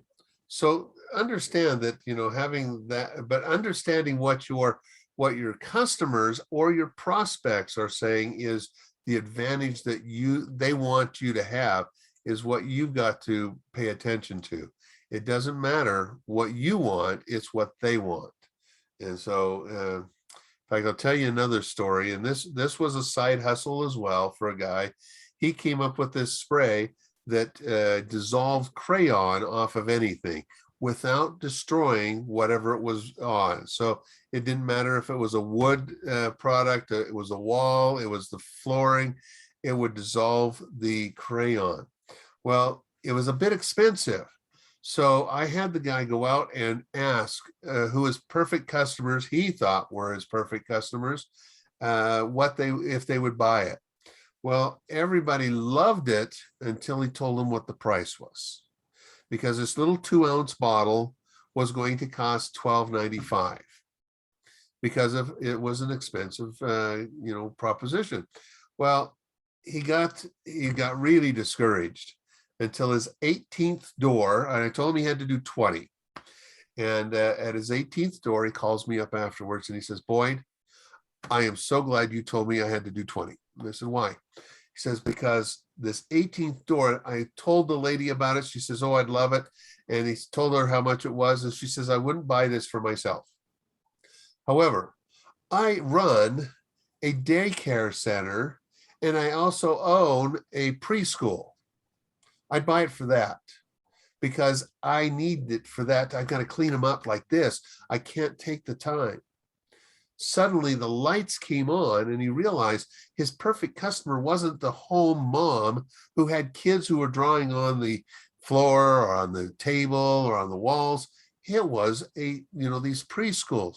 Well, he started going after some of these and finding them, and he found that churches needed it so that they could clean the walls. And he now last time I talked to him, he was selling $250,000 a month of this. That's what, and all he had to do was find the right customers. And it's all about knowing who the right customers are. And that's what it is. I mean, Jim's, his was more high-end homes that he went after with his home inspection company. I charge per square foot, so it made sense to go big or go home. Yes. So one thing that I wanted to say is that this guy it was a side hustle when it started for him, but what he thought the demographic was entirely wrong. And so you really, really, really need to understand your demographic. Right. I'm kind of foraying into Boyd's area a little bit. But Boyd and I have this conversation frequently about social media. And, there's a certain demographic of person that lives on Facebook versus lives on TikTok. And so if you're going for a very specific demographic, you need to understand that person and have the ability to reach them. There's even times of day that people are more responsive on given platforms than others. And Boyd can share some of that with us. Well, I'm going to share that in a minute. I wanted to cover one other thing before that. One of the first things you need to do when you're putting together your social media is do something that Jim mentioned earlier, and that's put together your Google My Business account. Then you also need to have a Facebook account. Now, your people may not be on Facebook, but here's the thing. One of the best things for a website is to have their SEO, which is search engine optimization, and you have a score from Google. Google doesn't tell you what your score is generally, but there's services that'll try to help you figure it out. But here's the thing: if you don't have a Google My Business account set up, people may want to try to leave you a internet review, and they can't do that. Well, they can leave it, but you don't know about it. You can't respond to it. You can't do anything about a bad one until you've set up your account. Same thing, well, not the same thing, but a similar thing is with Facebook. Facebook has a review section as well. Now, they also have another section that is unverified, but SEO from Google only pays attention to legitimate reviews and Google My Business, legitimate reviews on Facebook and Google My Business. In both cases, people have to sign in order to give you a review. That's an important thing to understand. Now, there's all kinds of other places out there, but generally you don't have a way, or they don't require them to be signed in, or they won't help to mitigate problems that arise. And these are important things when you're starting your business. These other places are worth kind of mentioning really, really quickly. Yeah. People will recognize Yelp as a place that is great for reviews, or maybe even for an automobile shop, Car Talk or something like that. They have absolutely zero benefit from an SEO perspective because Google cannot see who's signing in. So it could be nefarious. They could be a competitor. They could be somebody that's never been to your business. I think Boyd has a client, or had one that years ago, had a bunch of reviews that came from offshore, and they got shut down because he was buying reviews, which is a bad thing in Google's eyes. Yeah. So an auto bot or an auto repair shop was having reviews from all over the Pacific, from basically India and Vietnam and Taiwan and the Philippines, saying how wonderful they were. I don't know. That's a long way to drive that car. It is. It is. So anyway, yes. But that's all part of social media too, the review stuff. And that's why I mention it, is because once you get a review, you need to be responding to it. And it's so important on a side hustle to be doing that. And there's all kinds of tips and tricks about things to say in it and not say and do, but that's for another day, because we're going to run out of time otherwise. Yep. But here's the thing is, then one of the other things, you've got those two set up, but you need to know where your customers or prospects are going to hang out. And some people say, oh, well, everybody's on Facebook. That's true. But they may not be paying attention to your type of business on Facebook. So I had a customer back in, it's an HVAC company back in May, that we were doing I had them do a survey, and they hired a company to do it. And the company came back and said that 73% of their customers were on Facebook once a week. 65% of them were on every day. Well, they're going, oh, okay, so we got to be on Facebook. But I had them ask another question that really helped. I said, no, you need to find out, where do they look when they're looking to buy? Do they actually pay attention to ads on Facebook for an HVAC company? Interesting enough, Instagram was number 1. Pinterest was number 2. YouTube was number 3. Facebook was number 4. Now, it's not to say you shouldn't be putting ads on Facebook, but it tells me that they weren't paying attention to the ads that are on there. And as we started asking people about that, it's people go to Facebook to connect with their family and friends. And if you have an ultra personal thing that you're promoting on it, they'll pay attention to it more. So a restaurant, a hair salon, nail salon, even mortgage companies are really good on there. But when you go to an HVAC, any of the trades, they're not paying attention to it there, because it doesn't affect them personally right then. And that's one of the big things we found. And one of our other customers, their number 1 place was not on any of the big ones we expected. It was Pinterest was number 1. And so Pinterest was number 1, Instagram was number 2, Facebook was number 3, and then YouTube. So those are the big 4, but there's also others. And you mentioned TikTok. It does boil down to demographics and where your clients live. Pay attention to that. That's a conversation Wade and I have about every client that we share. And so pay particular attention to it. And it's not always going to be what you expect. So true. And so you gotta really be able to ask either prospects or customers.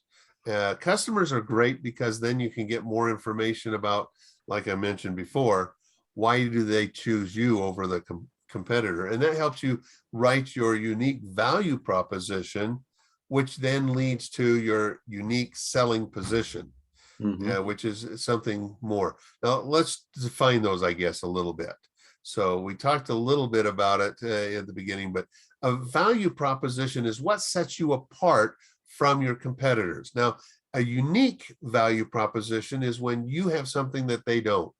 Now, occasionally you might have something that only a couple of them do, and in a big, broad market. HVAC, it's hard to have a unique value proposition that you don't share with a few of the others, but there are some. And, I've had a couple of clients over the years that have figured out some of those. But, there's other things you can do that gives you a unique value proposition. Then once you have that value proposition, what was it that customer what came to you because you had something that the others didn't, and they recognize that. You find that out and you got your unique value proposition, and then you turn it around into a sales positioning. And what that means is it's how do you say it so that it's what's in it for you, Mr. Customer, to do business with me. Okay. So it's important that we figure that out. So anyway, going on with all the other things. I mean, I talk a lot about social media, but let me tell you, there's a lot of other medias that you can be using in your side hustle. I know a guy who does a side hustle, and he does some magazines. I know another one that does direct mail pieces, although that's a bit expensive, but you can do it. With social media, if you work on the organic side and you learn how to do it right, it will bring you customers, and it will do very well. Now, I have one customer that is a t-shirt shop. TikTok is number one and Instagram is number two for them, but they are really close. Now, beyond that, almost nobody competes with TikTok and Instagram for this t-shirt shop. They have interesting things that they put on the front. They sell wild colors. They do all kinds of things. That's what they needed to do. That's their positioning. So, and you have to, TikTok is very different than any of the others, although reels and stories are very much the same as what TikTok is doing, but yet they're still different, and how you use them is different.